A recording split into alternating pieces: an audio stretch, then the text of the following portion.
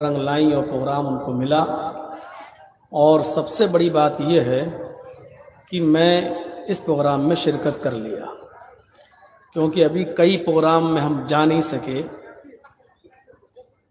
21, 22, 23, 24, 25 और 26 ये प्रोग्राम हमारे बिहारी इलाके में थे, किसी प्रोग्राम में हम नहीं जा सके।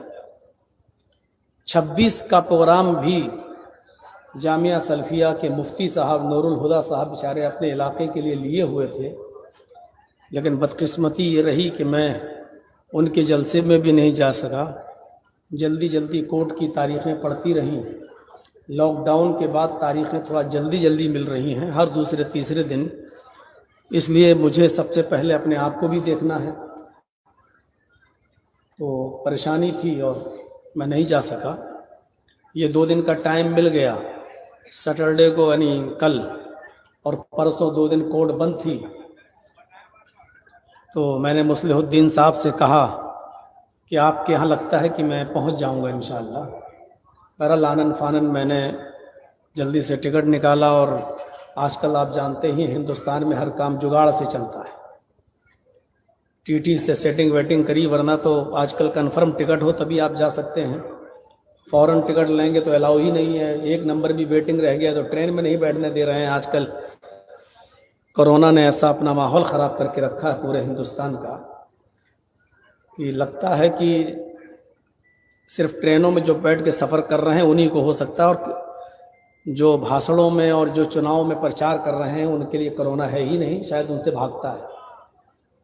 तो सिर्फ जलसों में होता है या मरकज़ में, निज़ामुद्दीन में मौलाना साहब के मरकज़ में होता है, और जहाँ नेता लोग प्रचार करेंगे चाहे वो लाखों की तादाद में हो, वहाँ कोरोना नहीं होता है। कोरोना मस्जिदों में होता है, कोरोना हॉस्पिटल में होता है, कोरोना ट्रेनों में होता है, कोरोना चुनाव प्रचार में नहीं होता है। तो हम भी उसी के शिकार हैं। अल्लाह ताला ने यहाँ तक पहुँचाया। अल्लाह ताला से दुआ है कि बारे इलाह बहुत देर तक आप बैठे हैं, थोड़ा और बैठिए, और अल्लाह हमारे बैठने को कबूल फरमाए। जो बातें कही गई हैं और कही जा रही हैं, अल्लाह कहने वालों को और सुनने वालों को अमल की पूरी तौफीक अता फरमाए। एक मौजू मैं उठा रहा हूँ आज, इस मुआशरे की इस्लाह पर, उसकी बहुत ज़रूरत है। हर चीज़ में हम फजूल खर्ची देख रहे हैं। फजूल खर्ची सिर्फ यही नहीं होती है कि शादियों में हम 200-300 आदमियों की बारात ले जाएं, तरह तरह के पकवान पकाएं,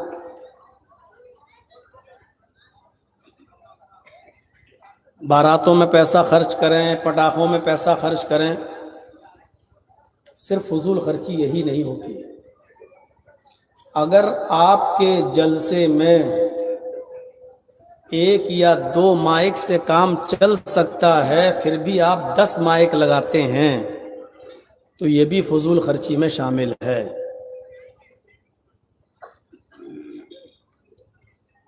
आपने अगर 10 मौलाना को स्टेज पे बुलाया है और दावत दी है, और उसके लिए 2, 3 या 10 मीटर का अगर एक स्टेज से काम चल सकता है, फिर भी हम 50 मीटर का स्टेज अगर बनाकर तैयार कर रहे हैं, तो ये भी फजूल खर्ची है। घर में पानी का गिलास मौजूद है, इसके बावजूद हम बाहर से दूसरे प्लास्टिक के गिलास खरीद के लाएं और एक बार उसमें पानी पीकर उसको फेंक दिया जाए, तो ये भी फजूल खर्ची है। आपके घर में अगर आधा किलो गोश्त में आपका और आपका पूरा घर खा सकता है, और फिर भी आप 4 और 5 किलो गोश्त का एहतिमाम करें और जितना खा सकते हैं खाएं और बकिया फेंक दें, तो ये भी फजूल खर्ची है। फजूल खर्ची का दायरा सिर्फ शादियों तक महदूद नहीं है, बीड़ी सिगरेट और पान तंबाकू तक महदूद नहीं है। فضول خرچی کا دائرہ بڑا وسیع ہے. ابھی میں آپ کو بتاؤں گا، جب آپ سنیں گے تو تعجب کریں گے. آپ کے پاس 100 ہی روپے ہیں اور کوئی غریب آپ سے اگر امداد مانگنے لگا اور آپ اس کی مجبوری دیکھ رہے ہیں کہ واقعی پریشان ہیں، اور آپ نے اپنی جیب سے 100 روپے نکال کے اس کو دے دیے پورا کا پورا، اور آپ کے پاس کچھ نہیں بچا، تو یہ بھی صحیح نہیں ہے، یہ بھی فضول خرچی میں شامل ہے. دینی کام میں دے رہے ہیں آپ، کسی غریب کو دے رہے ہیں آپ، ایک مجبور آدمی کی مجبوری میں کام آ رہے ہیں آپ، لیکن آپ خود ننگے ہو رہے ہیں، آپ خود دوسروں سے بھیک مانگنے کی کگار پہ آ گئے ہیں، لیکن آپ کے پاس جو وہ دوسرے کو دے رہے ہیں. شریعت اس سے بھی آپ کو روک رہی ہے. ابھی ہم بخاری اور مسلم کی کتابوں کے اور حدیثوں کی کتابوں کے ابھی حوالے دیتے ہیں، تھوڑا سا صبر کیجیے، ہم دیکھیں. آئیے پہلے قرآن کی 2-3 آیتیں ہم سن لیتے ہیں جو فضول خرچی کے سلسلے میں، اور اس کا ترجمہ، اور اس کے بعد پھر واقعات کی طرف ہم آتے ہیں. تاریخی تقریریں، اتہاسی تقریریں آپ سن چکے ہیں، اب کچھ باتیں قرآن و حدیث پر مبنی بھی سن لیجیے.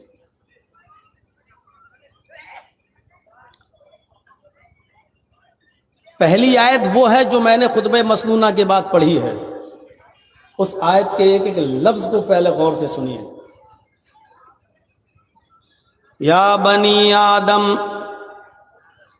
خذوا زینتکم عند کل مسجد وَكُلُوا وَاشْرَبُوا وَلَا تُسْرِفُوا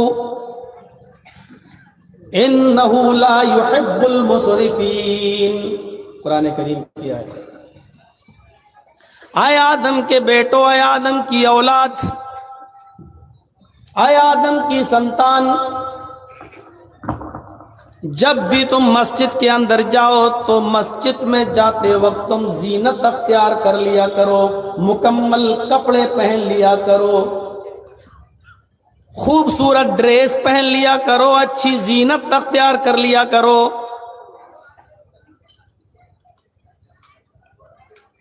وَكُلُوا وَاشْرَبُوا، اور اللہ نے تمہیں جو رزق دیا ہے، جو روزی دی ہے، کوئی ممانعت نہیں ہے، تم اس میں سے جتنا کھا سکتے ہو کھاؤ. وَاشْرَبُوا، اور خوب پیو، جو مشروب حلال ہیں تمہارے لیے، جو پینے کی چیزیں حلال ہیں تمہارے لیے وہ خوب پیو، جو چیزیں تمہارے لیے کھانے کی حلال کی گئی ہیں تم اس میں سے خوب کھاؤ. بس ایک بات یاد رکھنا، وَلَا تُسْرِفُوا، کھانے اور پینے کی چیزوں میں بھی حد سے تجاوز نہ کرنا، اسراف نہ کرنا، بے جا خرچ نہ کرنا، فضول خرچی نہ کرنا. حلال چیزیں کھانے کی اجازت ہے، حلال چیزیں پینے کی اجازت ہے. تمہاری سیٹنگ ابھی تک بن نہیں پا رہی بھائی. یہ تو صبر والے لوگ ہیں جو صبر کر رہے ہیں، ورنہ اتنے اتنے اونچے تم نے موبائل لگا رکھے ہیں، جیسے لگ رہا قطب مینار یہی ہے.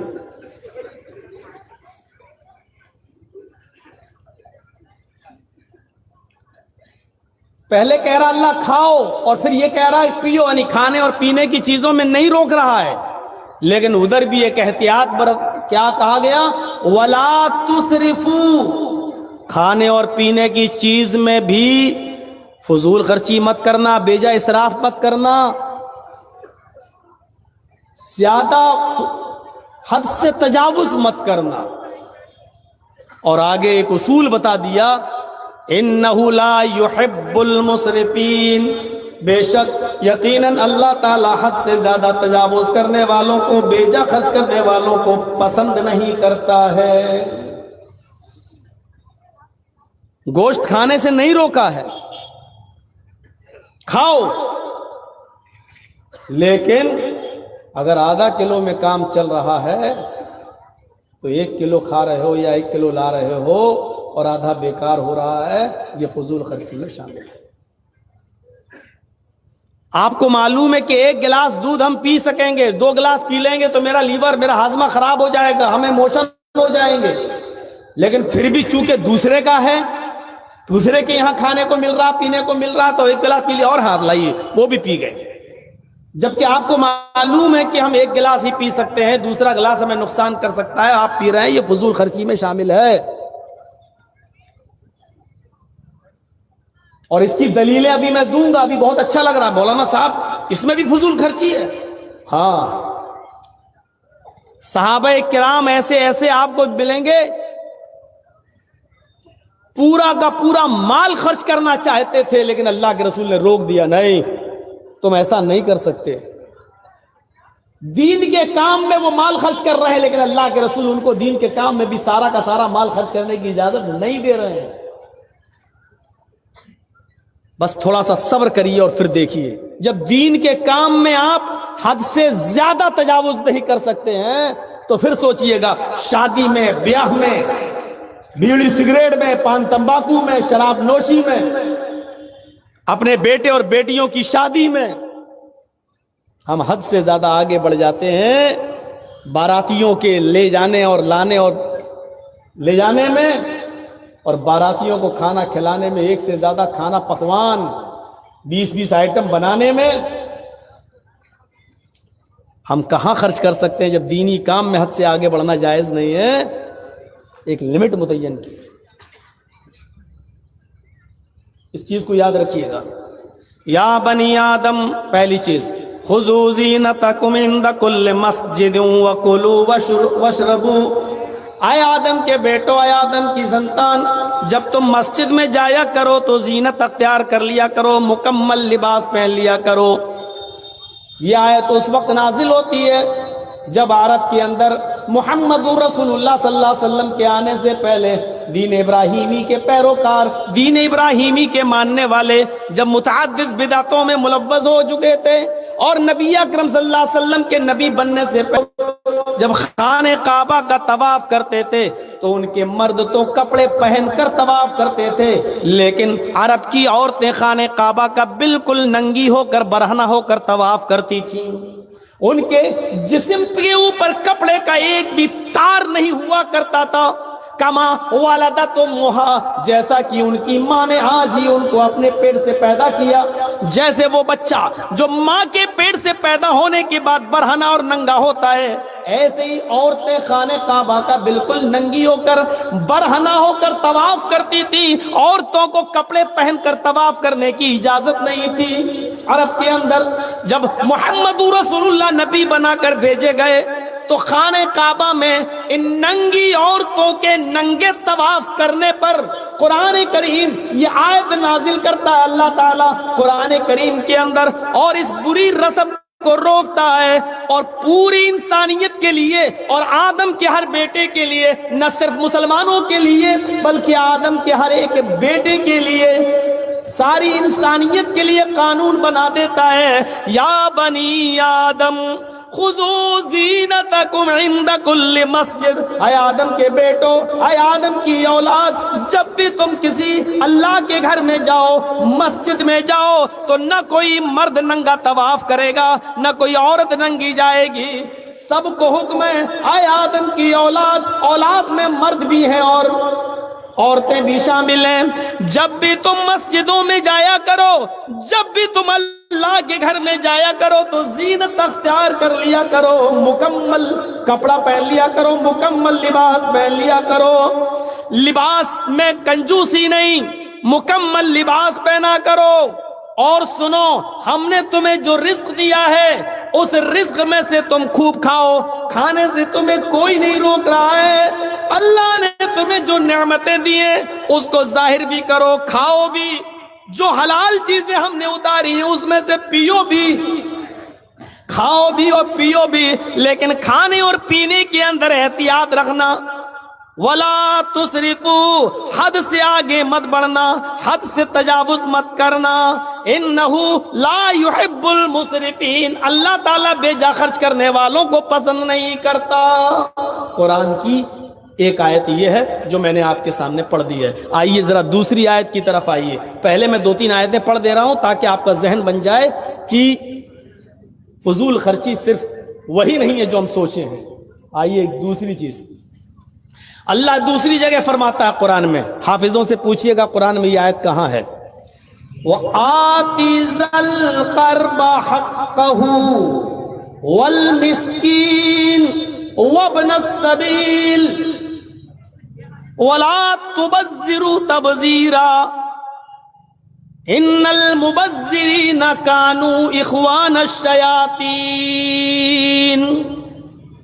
قرآن کی دوسری آیت پر ذرا نظر ڈالیے، اللہ نے یہاں پر بھی دو تین چیزیں بتائیں۔ وآت ذا القرب، ہم نے تمہیں جو دولت دی ہے، ہم نے تمہیں جو مال دیا ہے، تم اس مال کو اپنے قرابت داروں پر خرچ کرو، ان کا حق ادا کرو۔ وآت ذا القرب حقہ، اپنے قرابت دار کا حق ادا کرو۔ قرابت داروں میں، آپ کے رشتہ داروں میں جو غریب ہیں ان کا خیال رکھو۔ والمسکین، ہم نے تمہیں جو مال دیا اس میں مسکین کا بھی خیال رکھو۔ جو چیز بتانا چاہتا ہوں وہ اب آ رہی ہے۔ وابن السبیل، اور جو مسافر ہیں، پریشان حال ہیں، ان کو لمبا چوڑا سفر کرنا ہے، وہ غلطی سے یا پیسے نہ ہونے کی وجہ سے پھنس گئے ہیں اور تمہارے درمیان آ گئے ہیں، تم ان مسافروں کا بھی خیال رکھو۔ کتنے لوگوں کا خیال رکھنے کے لیے کہا اللہ تعالیٰ نے؟ وَآتِ ذَا الْقَرْبَ حَقَّهُ، اپنے قرابت دار رشتہ داروں کا خیال رکھو، جو غریب ہیں ان کا ادا کرو۔ والمسکین، مسکین کس کو کہتے ہیں؟ جس کے پاس واقعی کچھ نہ ہو لیکن شرم کی وجہ سے وہ زبان نہیں کھول پا رہا ہے، آپ کے سامنے ہاتھ نہیں پھیلا پا رہا ہے، آپ جانتے ہیں کہ ضرورت مند ہے لیکن اس کی غیرت اس کو مجبور کر رہی ہے اور وہ بیچارہ آپ کے سامنے ہاتھ نہیں پھیلا پا رہا ہے، یہ مسکین کہلاتا ہے۔ ان مسکینوں کا بھی خیال رکھو جن کے بارے میں تم جانتے ہو کہ واقعی ضرورت مند ہے لیکن وہ اپنی زبان سے تم سے مانگ نہیں رہا ہے، کہہ نہیں رہا ہے، اس کی غیرت، اس کی خودداری مجبور کر رہی ہے نہ مانگنے پر۔ ان کو بھی ڈھونڈو اور تلاش کرو، اپنے قرابت داروں کا، رشتہ داروں کا خیال رکھو، ان کا حق ادا کرو، مسکینوں کا حق ادا کرو۔ وابن السبیل، اور اپنے مسافروں کو بھی ڈھونڈو، ان کا بھی حق ادا کرو، لیکن جب ان کو خرچ کرو، جب ان کو تم اللہ کی راہ میں دو، جب فی سبیل اللہ ان کے درمیان تم کچھ چیزیں خرچ کرو تو اس بات کا خیال رکھنا وَلَا تُبَذِّرُوا تَبْذِيرًا، ان کو دیتے وقت بھی تم فضول خرچی مت کرنا۔ وَلَا تُبَذِّرُوا تَبْذِيرًا، بہت زیادہ مال ان میں مت لٹا دینا، ایسا نہ کرنا مسکین کو تو تم امیر کر دو اپنی دولت سے لیکن پھر تمہیں بھیک مانگنے کی نوبت آ جائے، اپنا ایک گھر ہے وہ کسی غریب کو دے دو اور خود سڑکوں پر بھیک مانگتے پھرو۔ وَلَا تُبَذِّرُوا تَبْذِيرًا، جب تم ان لوگوں کا حق ادا کرو تو یاد رکھنا اس میں بھی فضول خرچی نہیں ہونی چاہیے، اور ایک اصول یاد رکھنا، ان المبذرین کانوا اخوان الشیاطین، فضول خرچی چاہے غلط کاموں میں ہو یا صحیح کاموں میں ہو، فضول خرچی ہے اور فضول خرچی کرنے والے شیطان کے بھائی ہیں۔ غلط کاموں میں فضول خرچی تو سمجھ میں آ رہی ہے لیکن اچھے کاموں میں بھی فضول خرچی اس کو منع کر رہا اللہ تعالیٰ، یہ سمجھ میں نہیں آ رہا۔ ابھی واقعات جب رکھیں گے آپ کے سامنے تو سب پورا نقشہ سامنے آ جائے گا۔ وَلَا تُبَذِّرُوا تَبْذِيرًا، فضول خرچی مت کرنا، جب تم اللہ کی راہ میں خرچ کرو تو اس میں بھی فضول خرچی نہیں ہونی چاہیے۔ ان المبذرین کانوا اخوان الشیاطین، فضول خرچی کرنے والے شیطان کے بھائی ہیں۔ وَكَانَ الشَّيْطَانُ، اور شیطان لِرَبِّهِ کفورا، اپنے رب کا بڑا ہی ناشکرا ہے۔ جو شیطان اپنے رب کا ناشکرا ہو وہ تمہارا شکر گزار کیسے ہو سکتا ہے؟ جو اپنے رب کی نافرمانی کرتا ہو وہ تمہارا محسن کیسے ہو سکتا ہے؟ وہ تمہارا کھلا ہوا دشمن ہے۔ اس لیے یہ اصول بھی یاد رکھنا، قرابت داروں کا حق ادا کرنا، مسکین کا حق ادا کرنا، مسافر کا حق ادا کرنا، لیکن ان کا حق ادا کرتے ہوئے بھی فضول خرچی نہیں کرنا۔ فضول خرچی کرنے والے شیطان کے بھائی ہیں۔ اب ایک آیت اور پڑھنے جا رہا ہوں، اس کو بھی آپ ذہن میں رکھیے۔ یہ آیت آپ کو آپ کے گھر پر خرچ کرنے کے لیے کہہ رہی ہے، آپ کی بیوی پر، آپ کے بچوں پر، لیکن اس میں بھی کیا کہا جا رہا ہے؟ والذین اذا انفقوا لم یسرفوا ولم یقتروا وکان بین ذلک قواما۔ یہ سورہ فرقان کی آیت ہے، اس کو آپ اپنے ذہن میں رکھیے۔ وعباد الرحمن الذین یمشون علی الارض حونا واذا خاطبهم الجاہلون قالوا سلاما والذین یبیتون لربهم سجدا وقیاما والذین یقولون ربنا اصرف عنا عذاب جہنم ان عذابها کان غراما۔ یہ پورے اللہ نے اپنے نیک بندوں کے اوصاف بیان کیے ہیں، اور یہ اوصاف بیان کرنے کے بعد پھر فرمایا والذین اذا انفقوا لم یسرفوا ولم یقتروا وکان بین ذلک قواما۔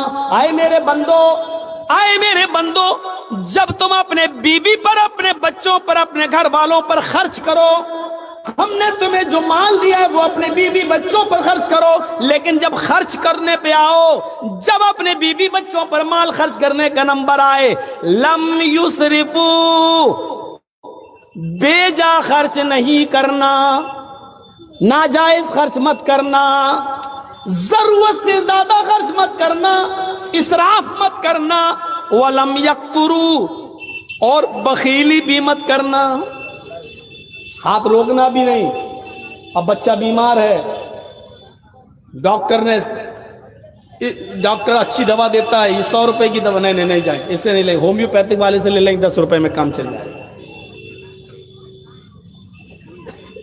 عید و بقرعید کا موقع ہے، بچے بھی آپ کے نئے کپڑا پہننا چاہتے ہیں، آپ کی بیوی بھی نیا کپڑا پہننا چاہ رہی ہے اور آپ کے پاس ہے، تو آپ اپنی بیوی کو کپڑا دلائیے، آپ جو خود پہنو وہ اپنی بیوی کو بھی پہناؤ، اپنے بچوں کو بھی پہناؤ، لیکن ایسا نہیں ہونا چاہیے کہ آپ کی گنجائش ہے 500 روپے کا کپڑا لانے کی، لیکن آپ اپنی بیوی کی فرمائش کو پورا کرنے کے لیے اپنی گنجائش اور اپنی حد سے پار کر کے اس کو 1500 روپے کا سوٹ دلانے چاہیے۔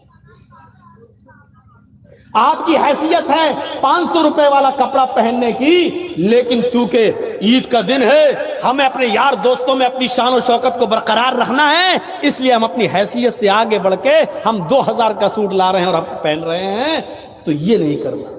لم یسرفو، حد سے زیادہ بھی مت بڑھنا، ولم یقترو، اور بالکل تنگی بھی مت کر دینا۔ حیثیت 500 روپے کی ہے تو لاؤ 50 روپے والا کپڑا پہن لو۔ حیثیت ہے آپ کو 140 60 70 80 روپے کلو گوشت کھانے کی، نہیں صاحب، برڈ فلو میں مرغا چل رہا ہے، 50 روپے ہم یہی لے لیتے ہیں۔ اس سے بھی روکا، نہ حد سے آگے بڑھنا، ولم یقترو، نہ بالکل تنگی کرنا، نہ بالکل ہاتھ کو روک لینا، نہ مٹھی بند کر لینا، نہ بالکل کھول دینا، نہ بالکل بند کرنا۔ وَكَانَ بَيْنَ ذَلِكَ قَوَامًا، دونوں کے بیچ میں رہنا، بیچ میں رہنا۔ یہ قرآن کی 3 آیتیں میں نے آپ کے سامنے رکھی ہیں، آئیے ان تینوں آیتوں کو اپنے ذہن میں رکھیے گا۔ اب میں ایک واقعہ سنانے جا رہا ہوں، اس واقعے کو سننے کے بعد آپ دنگ رہ جائیں گے کہ مولانا کیا نتیجہ نکال رہے ہیں۔ یہ واقعہ ہم مولویوں پر بھی فٹ بیٹھتا ہے، یعنی ہم لوگ بھی مجرم ہیں اس واقعے کی روشنی میں۔ اماں عائشہ سے کچھ نہیں کہا، آپ نے اپنی بیوی عائشہ سے کچھ نہیں کہا، آپ نے دروازہ کھولا اور سیدھے گھر سے باہر نکل گئے۔ تھوڑی دور چلے تو آپ کو راستے سے چلتا ہوا ایک آدمی نظر آیا، کوئی آ رہا ہے، آپ اس کے قریب پہنچے، یہ سوچ کر اس کی طرف آگے بڑھ گئے اگر جان پہچان والا ہوا تو اس سے کچھ مانگ لیں گے، کیونکہ بھوک کی وجہ سے نیند نہیں آئی، کروٹیں بدلتا رہا اور گھر میں کھانے کو آج میرے کچھ نہیں رہا۔ چلو یہ آدمی آ رہا ہے، اس سے کچھ کہتے ہیں۔ رات کے اندھیرے میں اس آدمی کو پہچان نہیں پائے، جب اللہ کے نبی اس کے قریب پہنچتے ہیں تو کیا دیکھتے ہیں کہ یہ آدمی کوئی اور نہیں ہے، یہ حضرت ابو بکر صدیق رضی اللہ تعالیٰ عنہ ہیں، جو رات کی تاریکی میں باہر نکلے ہیں۔ حضرت ابو بکر صدیق نے نبی کو دیکھا اور اللہ کے نبی نے ابو بکر صدیق کو دیکھا، अलेक सलेक हुआ, दुआ सलाम हुआ। अल्लाह के नबी सल्लल्लाहु अलैहि वसल्लम ने पूछा, आए अबू बकर, इतनी रात में तुम कैसे निकले? तो हजरत अबू बकर सिद्दीक कहते हैं कि अल्लाह के नबी, बुखारी शरीफ का ये वाक़या, आए अल्लाह के नबी, आए अल्लाह के रसूल, आपसे क्या छिपाऊं? आज अगर झूठ बोलेंगे तो कल अल्लाह ताला वही नाजिल करके आपको बता देगा सच्चाई क्या है। हकीकत यह है कि घर में मुझे नींद नहीं आ रही थी और भूख की वजह से मैं घर से बाहर निकल गया कि रास्ते में कोई मिल जाएगा तो मैं उससे, या मेरा चेहरा देखकर वो मेरी भूख का अंदाजा लगा लेगा। अल्लाह के नबी से कह रहे कौन? अबू बकर सिद्दीक, अरे अल्लाह के रसूल, भूख की वजह से मैं घर से बाहर निकला। अल्लाह के नबी सल्लल्लाहु अलैहि वसल्लम ने कहा, है अबू बकर, अगर मुझसे ये उम्मीद रखते हो कि मैं तुम्हारा चेहरा देखकर अपने घर ले जाऊंगा और तुम्हें खाना खिला दूंगा, तो ये उम्मीद बिल्कुल मत रखना। इसलिए कि तुम्हारे नबी को, तुम्हारे इस साथी को, तुम्हारे इस खलील को, इस दोस्त को, मोहम्मद रसूलुल्लाह सल्लल्लाहु अलैहि वसल्लम को भी भूख ने ही घर से बाहर निकाला है। जो हालत तुम्हारी है वही हालत मेरी भी है। जिस भूख की वजह से तुम घर से बाहर निकले हो, उसी भूख की वजह से मैं भी घर से बाहर निकला हूं। अच्छा, अबू बकर सिद्दीक की उम्मीदों पे पानी फिर गया। सबसे ज्यादा सखी और खिलाने पिलाने वाले तो अल्लाह के नबी थे। चलिए कोई बात नहीं, चलिए थोड़ा आगे बढ़ते हैं। एक और आदमी आता हुआ नजर आया। दोनों की नजरें उस आदमी पर जम गई। दोनों इशारों में बातें करने लगे। अगर जान पहचान का हुआ तो इसी से कहेंगे कि अपने घर ले चल। जब वो आदमी करीब आता है तो वो कोई और नहीं था, वो हजरत उमर फारूक रज़ी अल्लाह ताला अन्हु थे। अलैक सलैक हुआ और इन दोनों ने पूछा, है उमर, इतनी रात में अंधेरे में अकेले चले आ रहे हो, कैसे निकलना हुआ, कहां जाना है? हजरत उमर फारूक भी कहने लगे, अल्लाह के रसूल, झूठ बोलने से कोई फायदा नहीं। सच्चाई ही है कि आज घर में खाने को कुछ नहीं मिल सका है। भूख की वजह से हम घर से बाहर निकले हैं। सोचा था कि रास्ते में कोई मिल जाएगा तो शायद हमारी हालत देखकर वो अपने घर ले जाएगा। अल्लाह के नबी ने कहा, आए उमर, तुम्हारे साथी अबू बकर को भी इसी भूख ने घर से बाहर निकाला और तुम्हारे साथी मोहम्मद रसूलुल्लाह को भी इसी भूख ने घर से बाहर निकाला और तुम्हें भी भूख ने घर से बाहर निकाला। हमारे पास कुछ भी नहीं है, अगर किसी एक के पास होता तो जरूर खिलाते। चलो ऐसा करते हैं, इस रात में मुझे एक घर मालूम है, आइए उस घर की तरफ चलते हैं। वो घर हजरत अबुल हैसम का है, अबुल हैसम अंसारी का घर है। चलिए जरा अबुल हैसम के घर चलते हैं और उनके दरवाजे को दस्तक देते हैं। उनके घर में अगर खाने पीने को कुछ होगा तो वो जरूर खिला देंगे। ये तीनों लोग, हजरत मोहम्मद रसूलुल्लाह और अबू बकर और हजरत उमर, ये तीनों लोग एक सहाबी के घर जाते हैं। उन सहाबी का नाम मैं बता चुका हूं, अबुल हैसम अंसारी। दरवाजे को दस्तक देते हैं, उनके घर की कुंडी खटखटाते हैं, उनके घर को दस्तक देते हैं।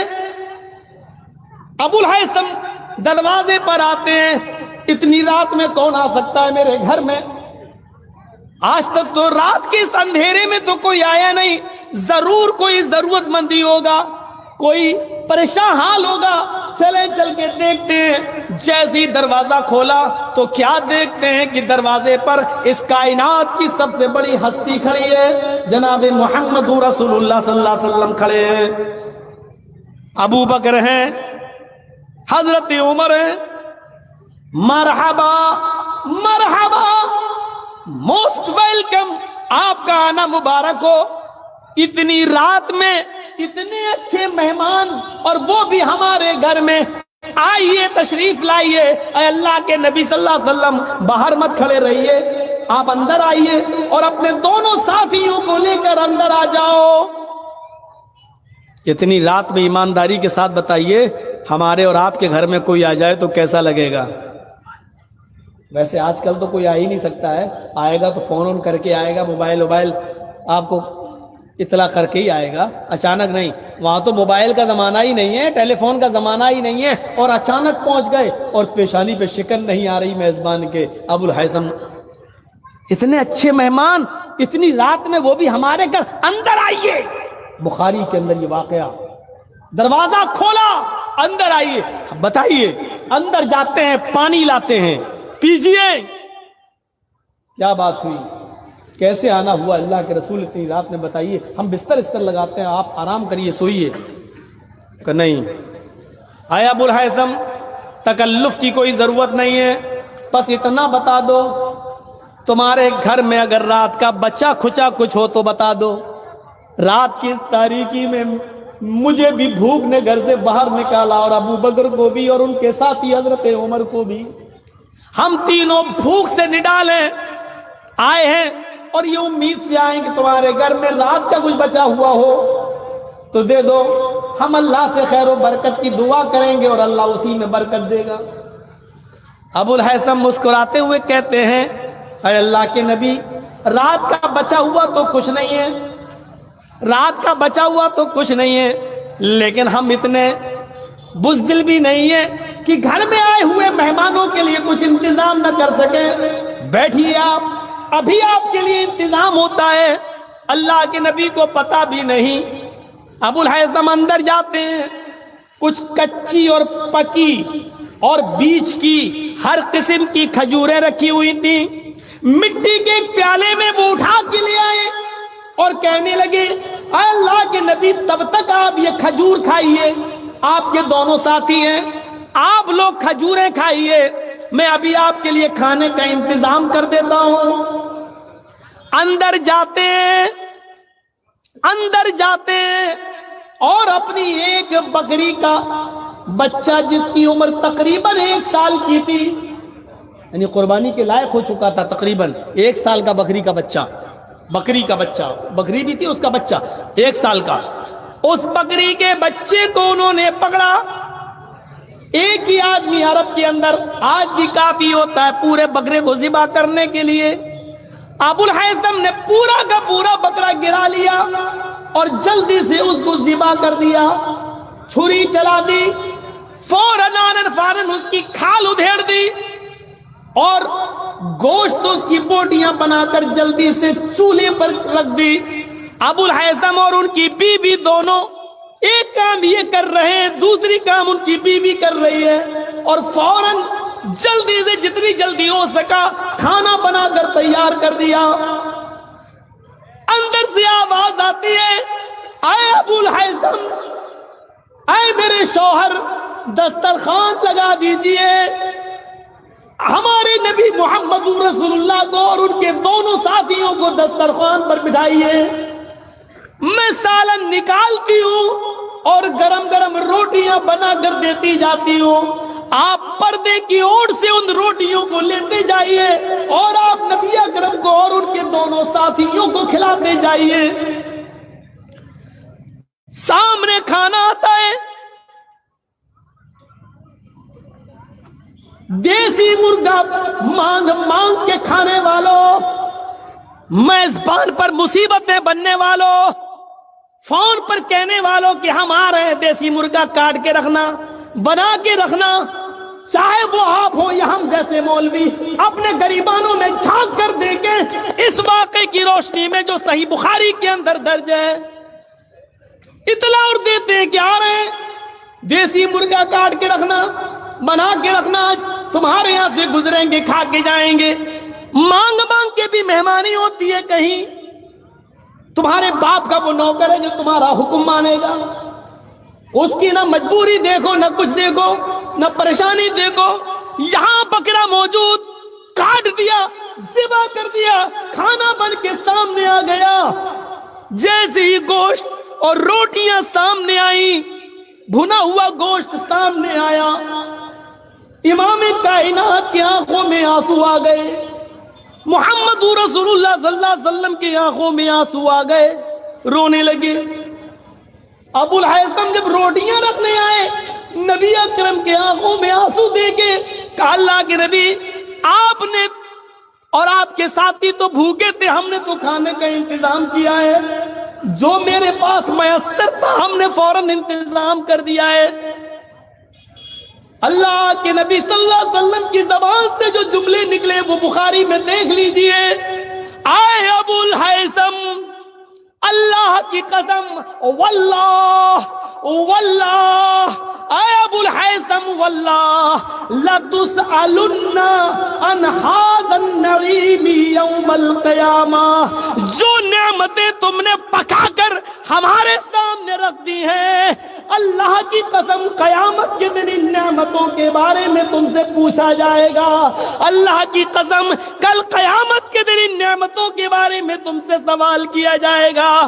جو کام چند کھجوروں میں ہو گیا تھا پھر تم نے مزید اپنا بکرا ذبح کیوں کر دیا، اور جو کام آدھا اور 1 کلو گوشت میں ہو سکتا تھا اس کے لیے تم نے پورا کا پورا بکرا ذبح کیوں کر دیا۔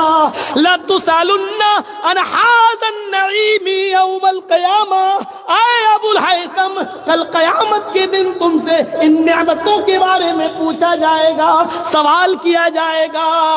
صرف 100 باراتیوں کی جگہ 500 لے جانا صرف یہی فضول خرچی نہیں ہے، شادیوں میں پٹاخے اور بندوق کی گولیاں چلا لینا ہی فضول خرچی نہیں ہے، طرح طرح کے آئٹم بنا کر آدھا کھلایا جائے اور آدھا پھینک دیا جائے یہی فضول خرچی نہیں ہے، بیڑی اور سگریٹ کھا کر اور تھوک دیا جائے پان کھا کر صرف یہی فضول خرچی نہیں ہے، فضول خرچی میں یہ چیز بھی شامل ہے۔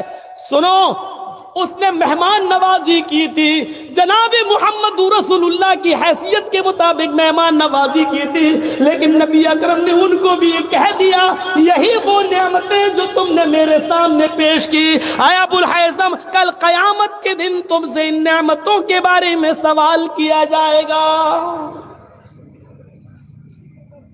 کیسے لگ رہے ہیں اس واقعے کی روشنی میں ہم اور آپ؟ اب آپ کے ذہن میں سوال ہوگا، کیا کسی کو اچھا سے اچھا کھلانا بھی برا ہے؟ نہیں۔ پھر میں کہوں گا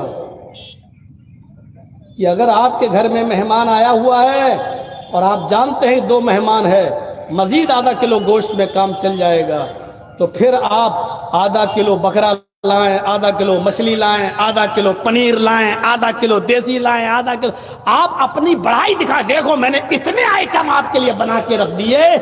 یہ فضول خرچی ہے جو جائز نہیں ہے، جو اس پر سوال ہو، حساب و کتاب ہو۔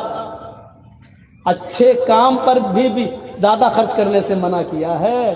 چلیے، اب تو مدرسے والے سوچ رہے ہوں گے تو مولانا کہہ رہا زیادہ خرچ کرنا، تو مدرسے میں جو 100 دے رہے ہوں گے وہ بھی نہیں دیں گے بیچارے، وہ کہیں گے ہم کیوں زیادہ خرچ کریں گے۔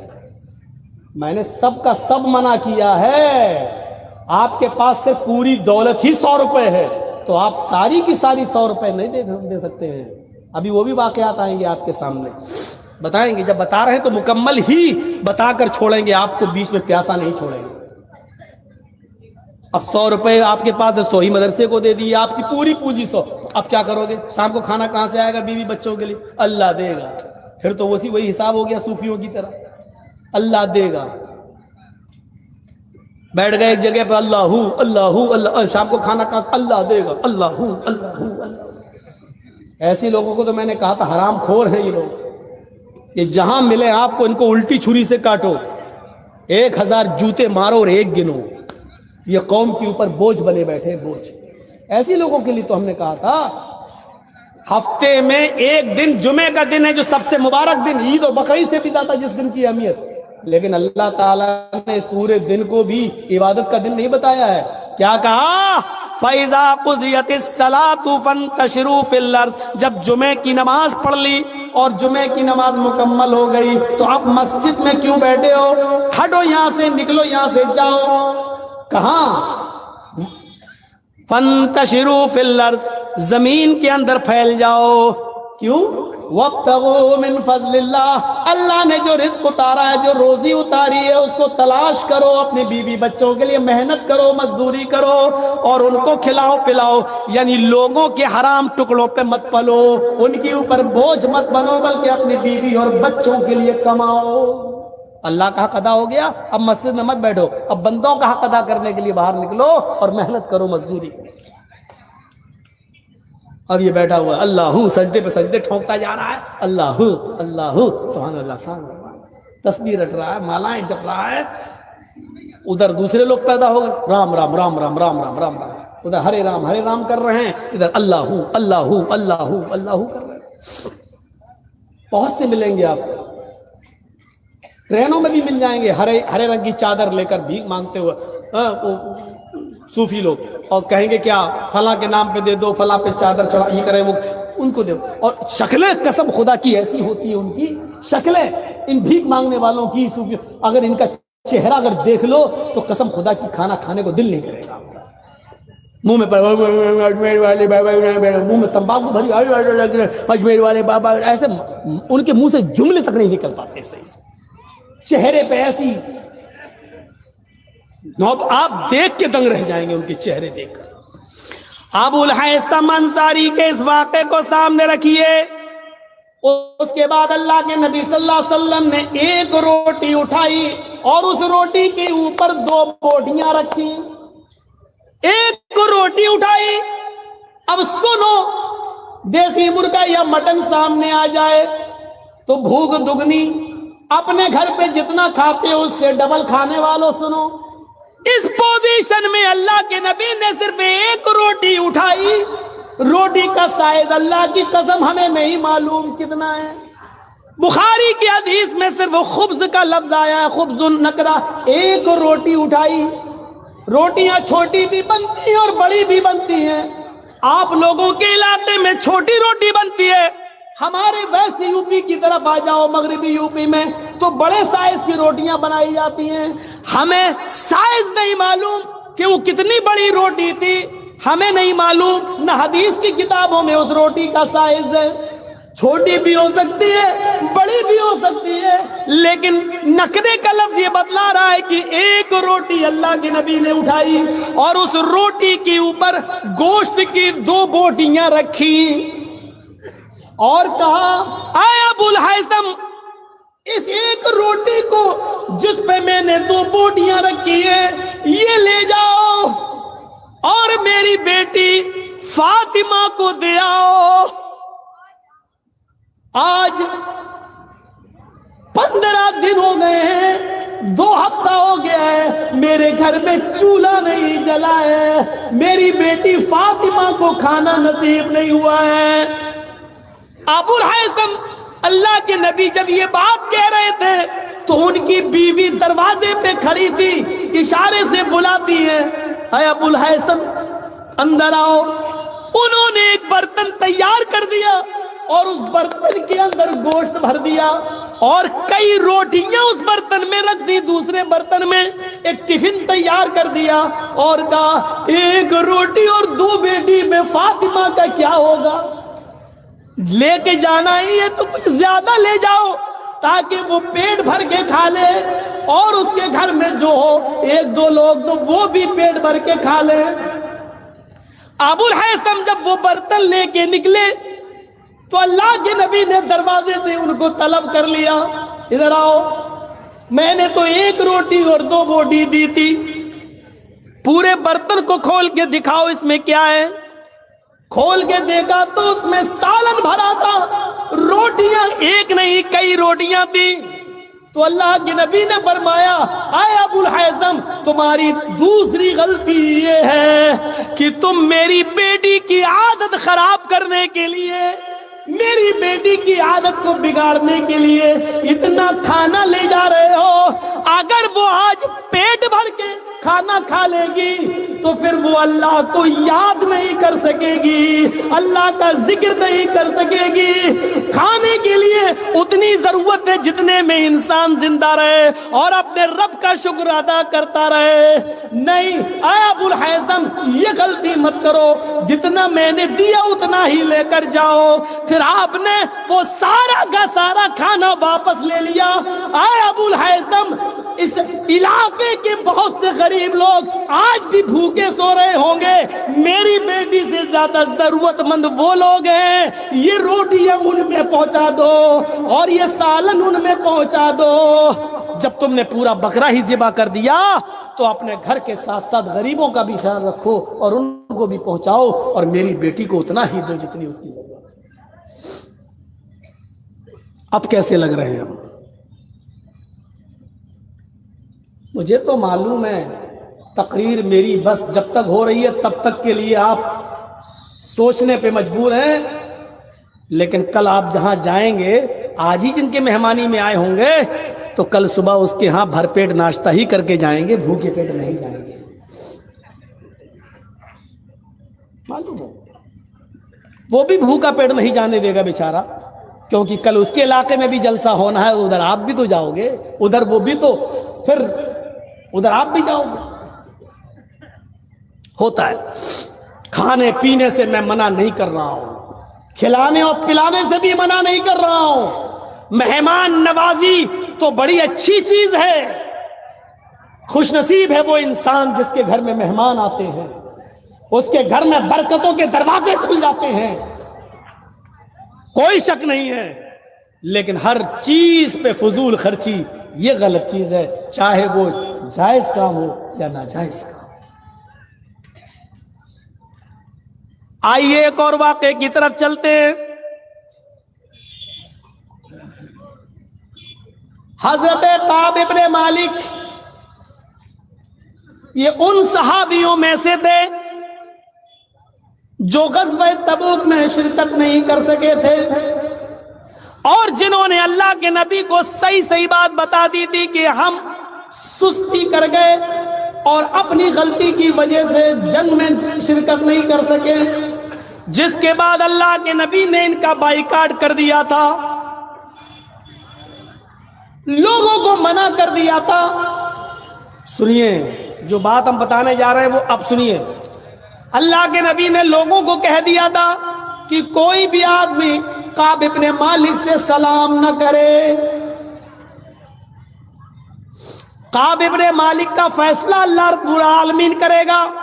اللہ کی طرف سے جب ان کی توبہ قبول ہو جائے گی اور اللہ تعالیٰ جب بتا دے گا کہ ان کی توبہ قبول کر لی گئی ہے, تب ان سے کے لیے راستہ کھولا جائے گا. ابھی کوئی ان سے سلام کلام نہیں کرے گا. اب لوگ ان سے سلام نہیں کرتے تھے. یہی جب مسجد میں نماز پڑھنے آتے تو سلام کرتے. صحابہ کرام نے اللہ کے نبی سے پوچھا, اے اللہ کے نبی ہم تو سلام نہیں کرتے کعب ابن مالک سے, لیکن کعب ابن مالک جب ہمیں ملتے تو وہ سلام کر لیتے, تو کیا میں ان کے سلام کا جواب بھی نہ دوں؟ تو اللہ کے نبی نے فرمایا تم ان سے سلام نہ کرو, لیکن اگر وہ سلام کر لیں تو اس کا جواب دے دو. 8-10 دن گزر گئے.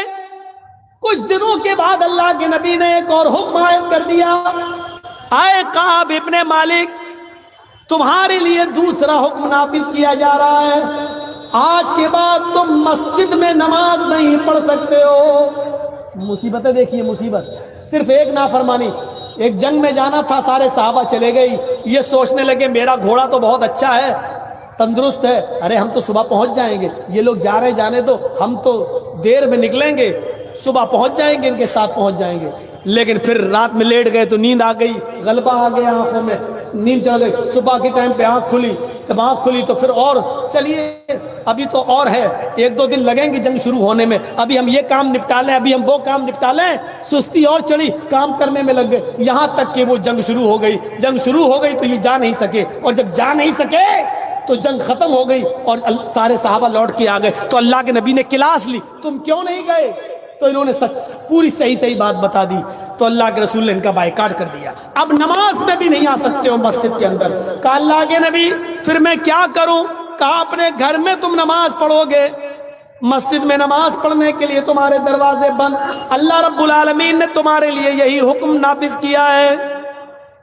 کعب ابن مالک کہتے ہیں کہ جب میں بازار کی طرف جایا کرتا تھا، لوگ مجھے سلام نہیں کرتے تھے، میں ہی سلام کرتا تھا۔ میں ان سے پوچھتا تھا کیا اللہ کے رسول صلی اللہ علیہ وسلم نے میرے بارے میں اور کوئی حکم دیا؟ تو لوگ ہمیں اس کا جواب نہیں دیتے تھے اور مجھے سلام کا جواب دے کر نکل جایا کرتے تھے، کوئی بھی آدمی مجھ سے بات نہیں کرتا تھا۔ اس حال میں کئی دن گزر گئے۔ کعب ابن مالک کہتے ہیں میں کافی بزرگ ہو چکا تھا، یہاں پر ایک حکم اور نافذ ہوتا ہے۔ اے کعب ابن مالک، ایک مہینہ جب گزر گیا تو حکم نافذ ہوتا ہے، اے کعب ابن مالک آپ اپنی بیوی سے دور ہو جائیں۔ یہ حکم نافذ ہو رہا، آپ کو ایک اور سزا دی جا رہی ہے، آپ کو آج کے بعد آپ اپنی بیوی سے مل نہیں سکتے۔ کعب ابن مالک نے کہا اے اللہ کے نبی، بیوی سے مل نہیں سکتے، اس کا مطلب کیا ہے؟ کیا میں اس کو طلاق دے دوں؟ اللہ کے نبی نے کہا نہیں، طلاق نہیں، طلاق دینے کے لیے حکم نہیں دیا جا رہا ہے، آپ ان سے دور رہیں گے، ان سے بیوی والی خدمت نہیں لے سکتے، یعنی اپنی بیوی سے مجامعت صحبت نہیں کر سکتے، اس کے ساتھ ہم بستری کرنے سے روکا جا رہا ہے۔ کعب ابن مالک کہتے ہیں میری بیوی ایک جگہ تو جنگ میں جا نہیں سکا، یہاں ہم بستری سے بھی روک دیا گیا، کہیں میرے اوپر شہوت کا غلبہ ہو گیا اور مجھے تمہاری ضرورت پڑ گئی تو نبی اکرم کی یہ بھی نافرمانی میں نہ کر بیٹھوں اور تم سے ہم بستری نہ کر لوں، اس لیے بہتر ہے کہ تم اپنے مائکے چلی جاؤ، نہ تم یہاں رہو گی نہ میرا دل تمہاری طرف مائل ہوگا۔ اپنی بیوی کو وہ اپنے سسرال اس کے مائکے بھیج دیتے ہیں۔ اس حال میں 50 دن گزر جاتے ہیں، کعب ابن مالک اسی جگہ بیٹھے رہتے ہیں اور نماز پڑھتے ہیں، بازار جا نہیں رہے ہیں، اس لیے کہ لوگ ان سے بات ہی نہیں کرتے، ہر دن انتظار کر رہے ہیں شاید میرے لیے اللہ کی طرف سے کوئی حکم نافذ ہو جائے۔ کبھی سوچتے کہ میں خودکشی کر لوں، مجھے اس دنیا میں جینے کا حق نہیں ہے، یا اللہ میں نے کتنا غلط کام کر دیا، ایک جنگ میں ہم نہیں جا سکے اور مجھے اتنی مصیبتوں سے گزرنا پڑا، ساری مصیبتیں برداشت کرتے گئے، سب کچھ گوارا کرتے گئے۔ جب 50 دن مکمل گزر گئے، فجر کی نماز مسجد میں ہو رہی تھی اور کعب ابن مالک اپنے گھر پہ نماز پڑھ رہے تھے۔ نماز پڑھنے کے بعد اپنے گھر کی چھت پہ چلے گئے کعب ابن مالک، اور صبح کی ٹھنڈی ٹھنڈی ہوا میں بیٹھ جاتے ہیں اور فضا کا معائنہ کرنے لگتے ہیں۔ ہوا چل رہی ہے ٹھنڈی ٹھنڈی اور فضا کا معائنہ کر رہے ہیں، کیا دیکھتے سورج نکلنے کے قریب ہے اور کوئی آدمی، کوئی صحابی رسول نبی کی مسجد نبی سے نکل کر میرے گھر کی طرف آ رہا ہے۔ تھوڑی دیر کے بعد وہ میرے گھر کے دروازے کے نیچے کھڑا ہوتا ہے، کہتا ہے کعب ابن مالک کہاں ہے؟ کعب کہاں ہے؟ کعب کہاں ہے؟ میرے اوپر سے آواز دی، کیا ہوا؟ میں یہاں ہوں۔ آئے کعب ابن مالک، اللہ تعالیٰ نے تمہاری توبہ کو قبول کر لیا ہے، تمہاری توبہ قبول کر لی ہے۔ جناب محمد رسول اللہ صلی اللہ علیہ وسلم نے فرمایا ہے کعب سے کہہ دو کہ وہ اپنی بیوی کو بلا سکتے ہیں، مسجد میں آ سکتے ہیں اور لوگوں سے دعا سلام کر سکتے ہیں، اللہ تعالیٰ نے ان کی توبہ کو قبول کر لیا۔ کعب ابن مالک آتے ہیں، جو چیز میں بتانا چاہتا ہوں اس کو غور سے سننا۔ کعب ابن مالک آتے ہیں، اوپر کی چھت سے نکلتے ہیں، نیچے زمین پر اترتے ہیں، کہتے میں تیزی سے مسجد نبوی کی طرف بھاگا، یہ خوشخبری میں جناب محمد رسول اللہ سے سنوں۔ جیسے ہی میں مسجد نبوی میں جاتا ہوں، صحابہ کرام میرا سواگت کر رہے ہیں، انہوں نے مجھے راستہ دے دیا، سب میری طرف دوڑ پڑے۔ اے کعب ابن مالک مبارک ہو، اللہ نے تمہاری توبہ قبول کر لی، اور میں ایک ہی بات کہتا جا رہا ہوں، مجھے یہ بات اللہ کے رسول سے سننی ہے۔ جیسے ہی ان کی نظر نبی اکرم کے چہرے پر پڑتی ہے، اللہ کے نبی کہتے ہیں آئے کعب، یہ لوگ ٹھیک کہہ رہے ہیں، ابھی ابھی جبریل نے مجھے آ کر بتا دیا ہے کہ اللہ تعالیٰ نے کعب ابن مالک کی توبہ کو قبول کر لیا ہے، تم اپنی بیوی کو بلا سکتے ہو، آج کے بعد مسجد میں آ سکتے ہو، لوگوں سے دعا اور سلام کر سکتے ہو۔ کعب ابن مالک نے اللہ کے نبی کا ہاتھ پکڑا، اس کو چوما، نبی کی پیشانی کا بوسہ لیا، گلے لگے اور فرمایا اے اللہ کے رسول، آج آپ نے مجھے میری کھوئی ہوئی زندگی دوبارہ لوٹا دی، آج آپ نے میرے لیے جینے کا ایک دوسرا موقع دے دیا، اللہ نے میری توبہ قبول کر لی۔ اب اس خوشی کا تقاضا یہ ہے کہ میرے پاس جتنے مکان ہیں، میرے پاس جتنے گھر ہیں، میرے پاس جتنی زمین ہے، میرے پاس جتنے باغات ہیں، اے اللہ کے رسول آپ گواہ رہنا، وہ ساری کی ساری زمین، ساری پراپرٹی، سارے باغات، سارے مکان میں صدقہ کر رہا ہوں، میں اللہ کے راستے میں دے رہا ہوں۔ اس خوشی کا تقاضا یہ ہے کہ میں سب کچھ اللہ کی راہ میں لٹا دوں۔ آپ نے کعب ابن مالک کا ہاتھ پکڑا، آئے کعب تم ایسا نہیں کر سکتے ہو، تم اپنی پوری کی پوری پراپرٹی اللہ کی راہ میں نہیں دے سکتے ہو، اپنے سارے باغات تم اللہ کی راہ میں نہیں لٹا سکتے ہو، اپنے سارا مال، ساری دولت تم اللہ کی راہ میں نہیں دے سکتے ہو، تمہارے لیے جائز نہیں ہے۔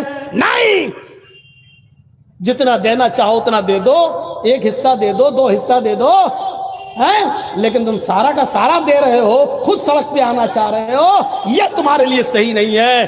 آپ نے کعب ابن مالک کو سارا کا سارا مال خرچ کرنے سے روک دیا اور کیا کہا کہ تم اللہ کی راہ میں بھی نہیں دے سکتے ہو، فضول خرچی اللہ کی راہ میں بھی جائز نہیں ہے۔ آئے اپنی بیٹیوں کی شادی میں اور بیٹوں کی شادی میں بے تحاشا مال و دولت کو لٹانے والوں،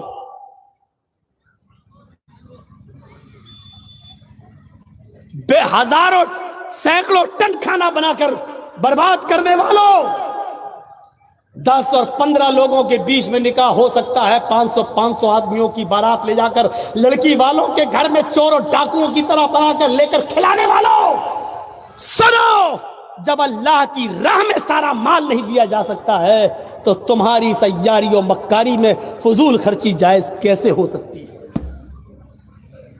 یہاں کیسے جائز ہو سکتی ہے؟ کبھی ہم نے غور کیا ہے؟ سوچا ہے ہم نے؟ اس بات کا احساس نہیں ہوتا ہے۔ اتنی سی بات اگر ہم سوچ لیں کہ جب اللہ، کعب ابن مالک کتنا اچھا کام کر رہے تھے، اللہ کے رسول آج تو مجھے ایک نئی زندگی مل گئی، اتنا اچھا موقع ہے ہمارے لیے، جب اللہ نے میری توبہ قبول کر لی تو میری خوشی میں چاہتا ہوں کہ سب کچھ دے دوں، لیکن اللہ کے رسول نے کہا نہیں، دیکھیے وہ کہہ رہے میں سب کچھ اللہ کی راہ میں دے دوں، اور اللہ کے نبی کیا کہہ رہے ہیں؟ نہیں تم ایسا نہیں کر سکتے۔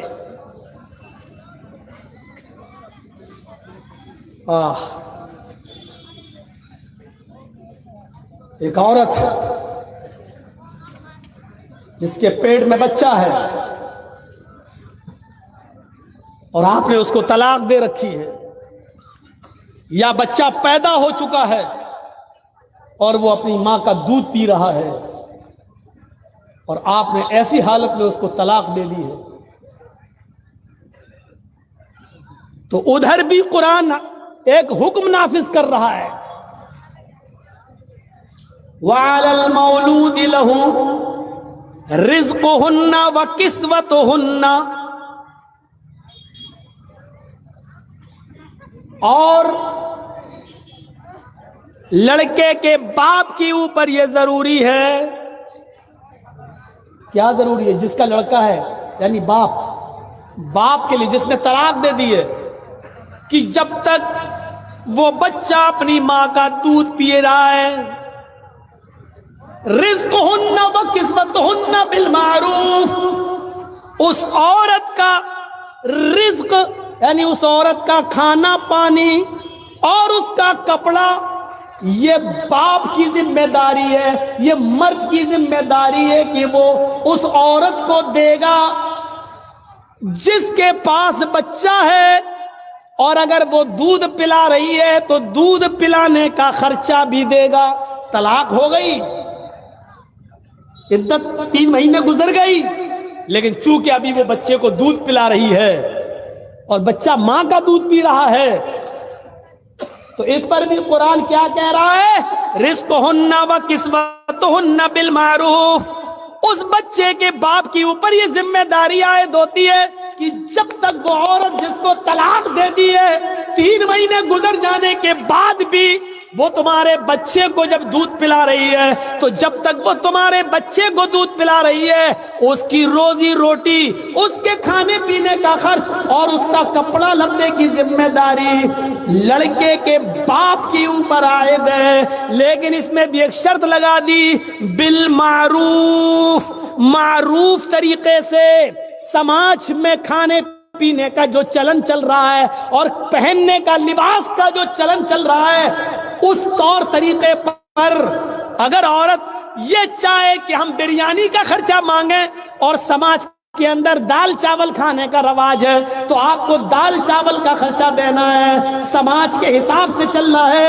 اس عورت کے لیے آپ بریانی کا انتظام نہیں کریں گے, اس کو چکن اور مٹن نہیں, بالمعروف کہہ کر یہ بتا دیا کہ اس اچھے کام کے اندر بھی تمہیں فضول خرچی نہیں کرنا ہے. تمہارے سماج میں اگر 150 اور 200 روپے کی ساڑی عام طور پہ عورتیں پہنتی ہیں تو تم 1000 کا سوٹ نہیں دو گے, وہی 150 اور 200 کی ساڑی اس عورت کو پہناؤ گے. اس میں فضول خرچی نہیں کر سکتے ہو. او لوگوں, لڑکا میرا ہے, وہ میرے بچے کی ماں ہے.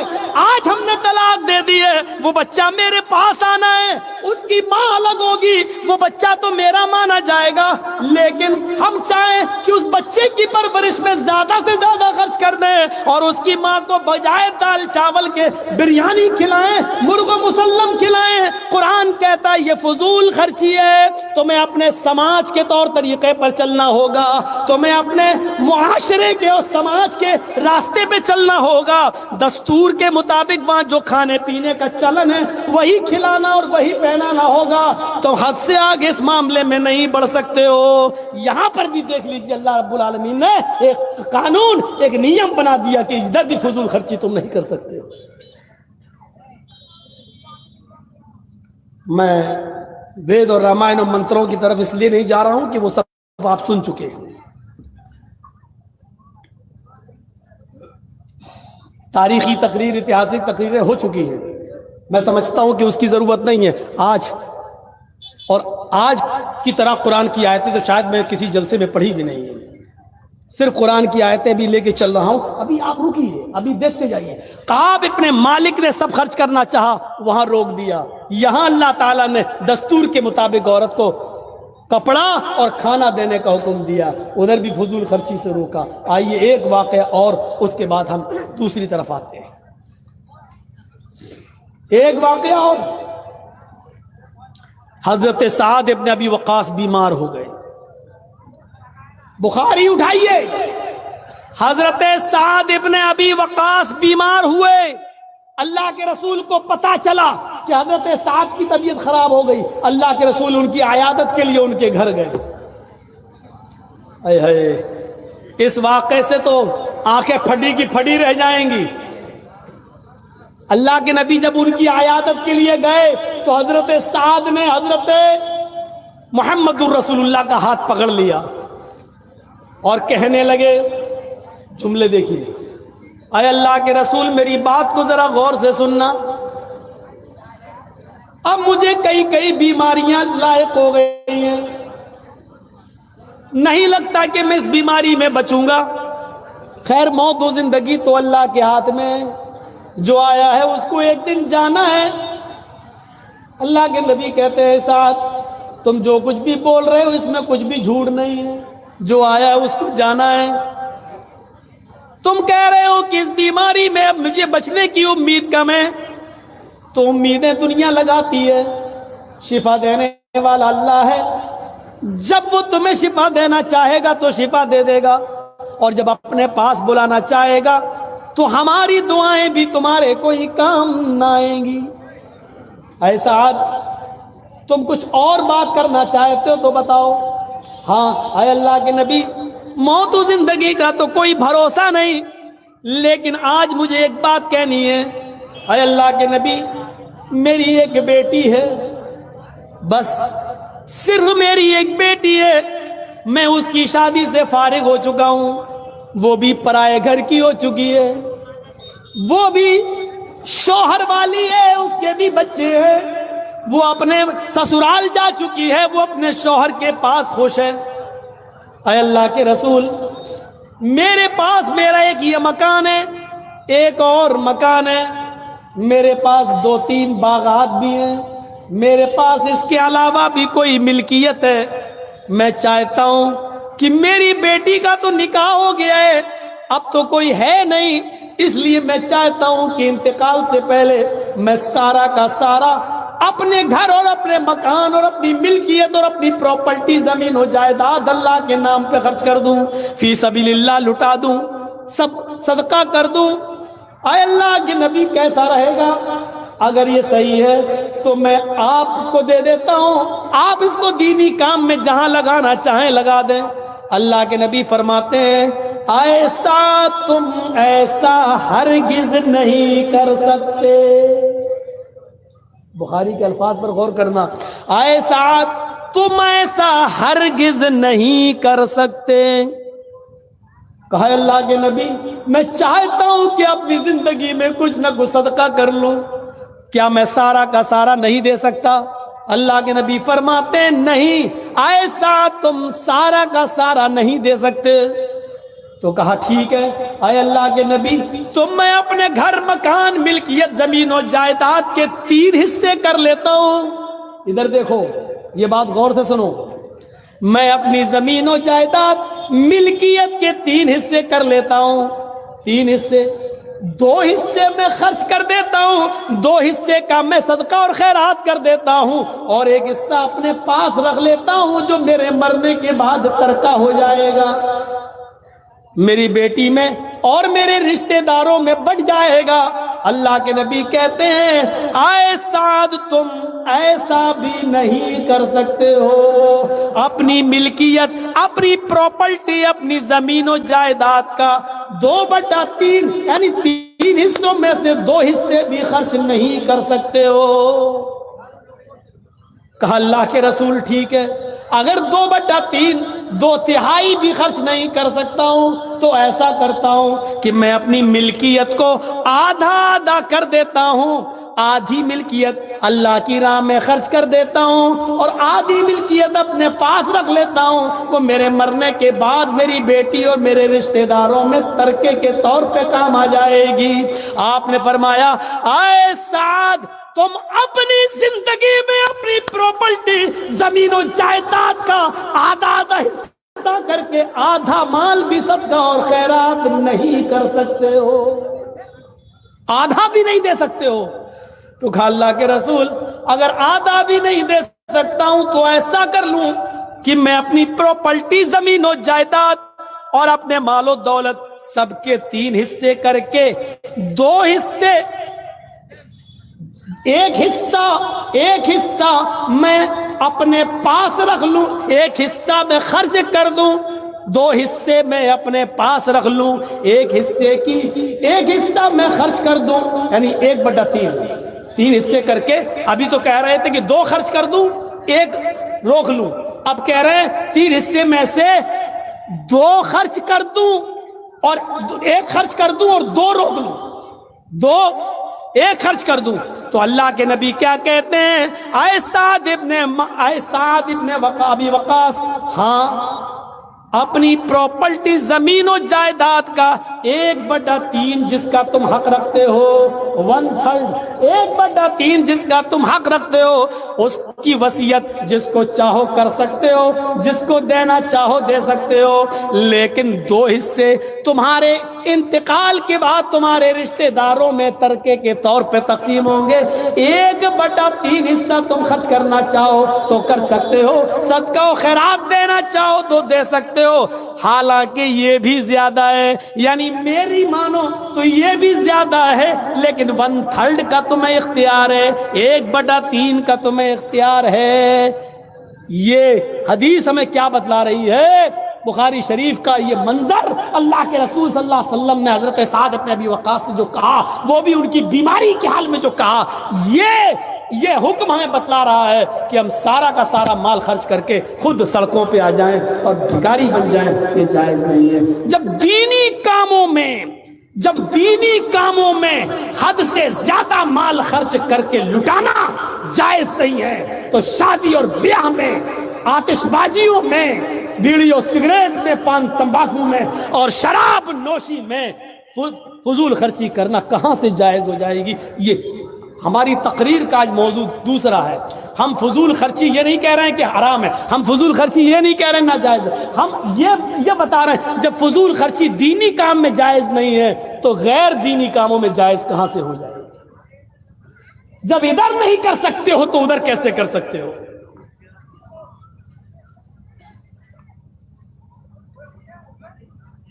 یہ ذہن اپنا بنائیے، کھانے میں، پینے میں، چلنے میں، پھرنے میں، بولنے میں اعتدال، بیچ کا راستہ اختیار ہونا چاہیے، بیچ کا راستہ۔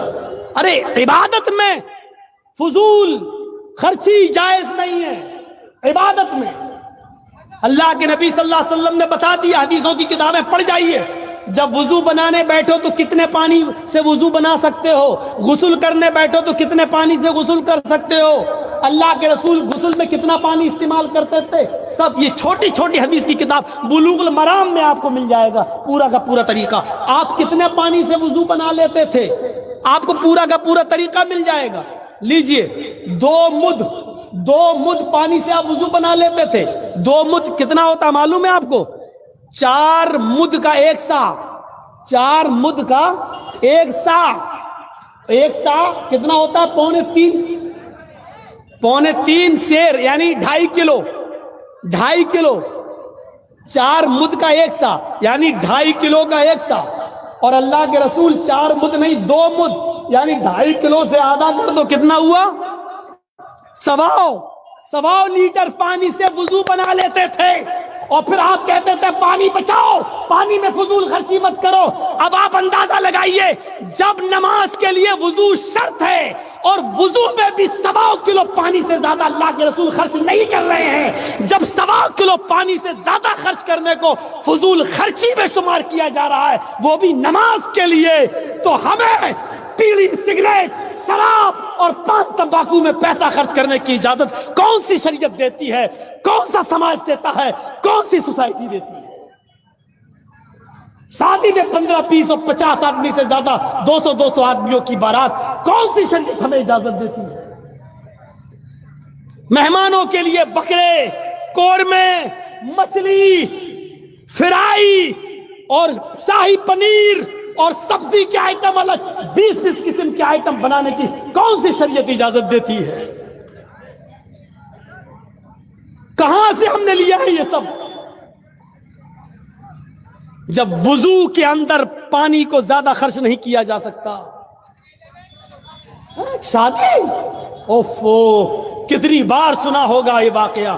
اللہ کے رسول صلی اللہ علیہ وسلم کے پاس، نبی اکرم کے پاس ایک عورت آتی ہے، ایک عورت، کتنی بار یہ واقعہ سنا ہوگا، اور آ کر کہتی ہے اللہ کے رسول میں اپنے آپ کو ہبا کر رہی ہوں، میں اپنے نفس کی مالک آپ کو بنا رہی ہوں، میں آپ سے نکاح کرنا چاہتی ہوں۔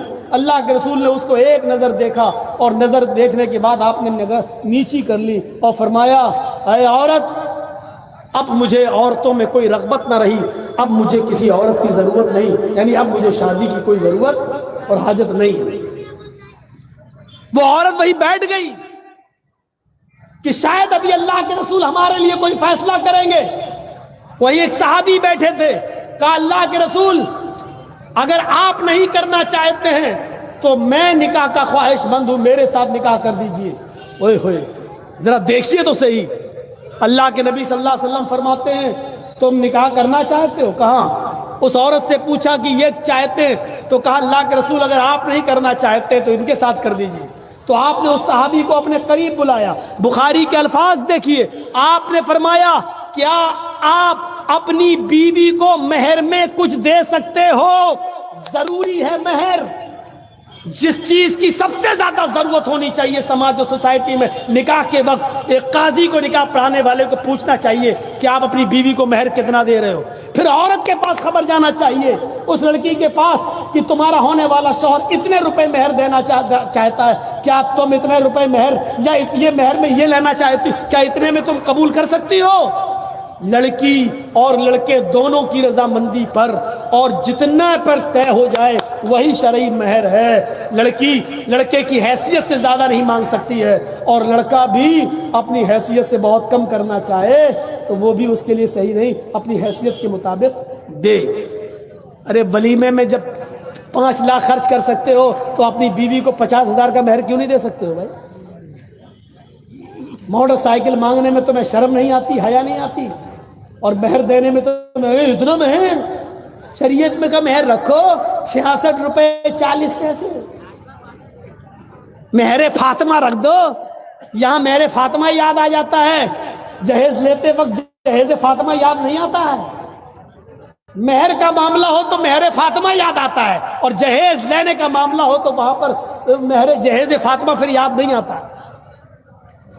ایک تکیہ ہو، چٹائی ہو کھجور کے پتوں کی، اور تکیے میں بھی کھجور کے پتے بھرے ہوئے ہوں، اور مٹی کے ساتھ برتن ہوں، ایک چکی ہو جس میں وہ کچھ پیس لیتی ہوں، یہ یاد نہیں آتا ہے. وہاں موٹر سائیکل یاد آتی ہے، وہاں موٹر سائیکل.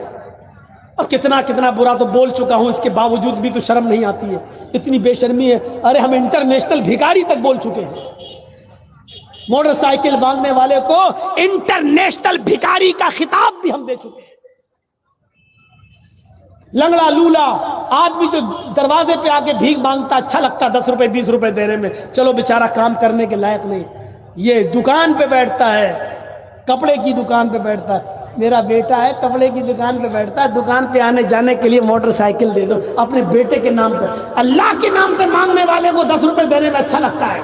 اور بولو جو اللہ کے نام پہ مانگے وہ بڑا بھکاری ہے، یا جو اپنے بیٹے کے نام پہ مانگے وہ بڑا بھکاری ہے؟ کعبے کے رب کی قسم کھا کے کہتا ہوں، میں اللہ کی قسم کھا کے کہتا ہوں، ہماری نظر میں 10-20 روپے والا بھکاری اتنا بڑا نہیں ہے. اللہ کی قسم یہ انٹرنیشنل بھکاری ہے جو اپنے بیٹے کے نام پہ موٹر سائیکل مانگتا ہے.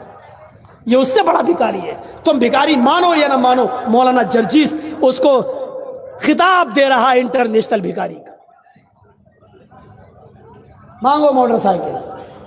اور ہمیں ضرور بتا دیا کرنا مولانا صاحب اس لڑکے کی شادی ہوئی تھی، اس نے موٹر سائیکل مانگی تھی، تو میں اس کے منہ پہ کہوں گا اچھا یہی ہے انٹرنیشنل بھکاری. اور جب کسی کی موٹر سائیکل پہ میں بیٹھ جاؤں تو مجھے ضرور بتانا مولانا صاحب یہ وہی موٹر سائیکل ہے جو اس نے بھیک میں مانگی تھی. تو میں کہہ دوں گا نہیں مجھے اس پہ نہیں بیٹھنا ہے. کیوں؟ ارے تو خود بھکاری ہے تو مجھے کیا بٹھائے گا؟ تیرے پاس تو بٹھانے کے لیے کچھ ہے ہی نہیں. تیری سائیکل پہ چلا جانا گوارا کر لوں گا، لیکن بھیک میں دی ہوئی موٹر سائیکل پہ بیٹھنا گوارا نہیں کروں. لیکن معلوم ہونا چاہیے کہ بھیک میں ملی ہے، جہیز میں نہیں بول رہا ہوں میں. بھیک میں، جہیز کا لفظ آپ لوگوں نے ایجاد کیا ہے، ہماری نظر میں بھیک ہے. وہ چاہے وہ مولوی مانگے، چاہے جرجیس مانگے، چاہے آپ مانگے، چاہے جو بھی مانگے. مدرسوں کے لیے آپ جلسے کر لیتے ہو، ہر سال جلسے میں اتنا چندہ کر لیتے ہو. میری سمجھ میں نہیں آتا ہے جہیز کے خلاف کمیٹی کیوں نہیں بن پاتی آپ کی؟ مسجد کی کمیٹی بن جاتی، مدرسے کی کمیٹی بن جاتی. ابھی کوئی لڑکا کوئی لڑکی لے کے بھاگ جائے، پنچایت بیٹھ جائے گی کیا سزا ہونی چاہیے، گاؤں کے سرپنچ بیٹھ جائیں گے کیا سزا ہونی چاہیے. فلاں اچھا لڑکی کو لے کے بھاگا، اب وہ لڑکی کا باپ کہہ رہا میری لڑکی کہیں منہ دکھانے کے لائق نہیں. پنچایت فیصلہ کر رہی ہے، 2 آدمی 5 آدمی ادھر سے بیٹھ گئے، 5 آدمی ادھر. اب پنچایت فیصلہ کر رہی ہے، کیا کر رہی ہے؟ 4-5 لاکھ روپے دے دو. یا دوسرا فیصلہ کیا کر رہی ہے؟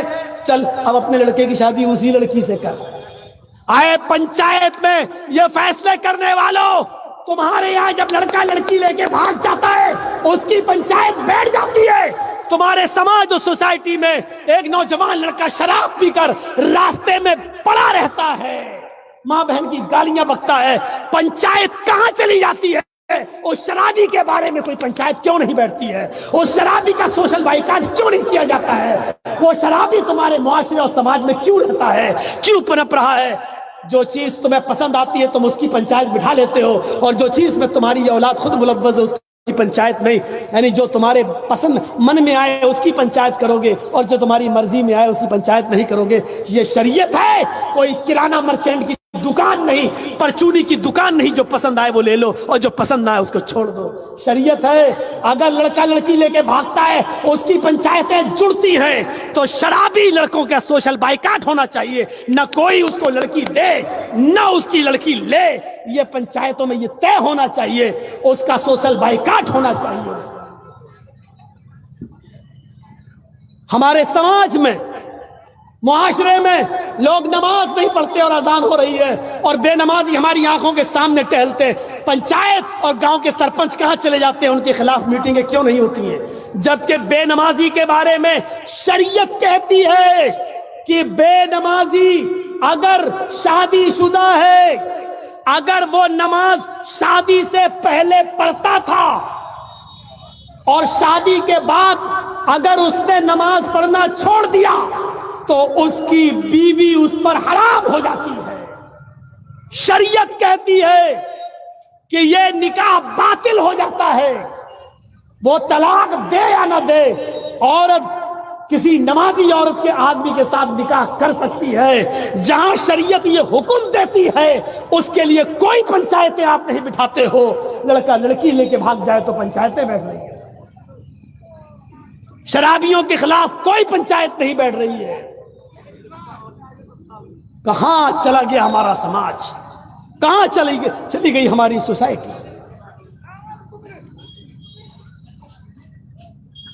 اپنے عقل کے ناخن لو اور سوچو. وہ عورت کہتی ہے، پھر میں بہک گیا، کہتی ہے اللہ کے رسول، اللہ کے نبی نے کیا کہا؟ مہر بتاؤ دینے کے لیے کیا ہے؟ کیا دو گے مہر؟ کچھ ہے؟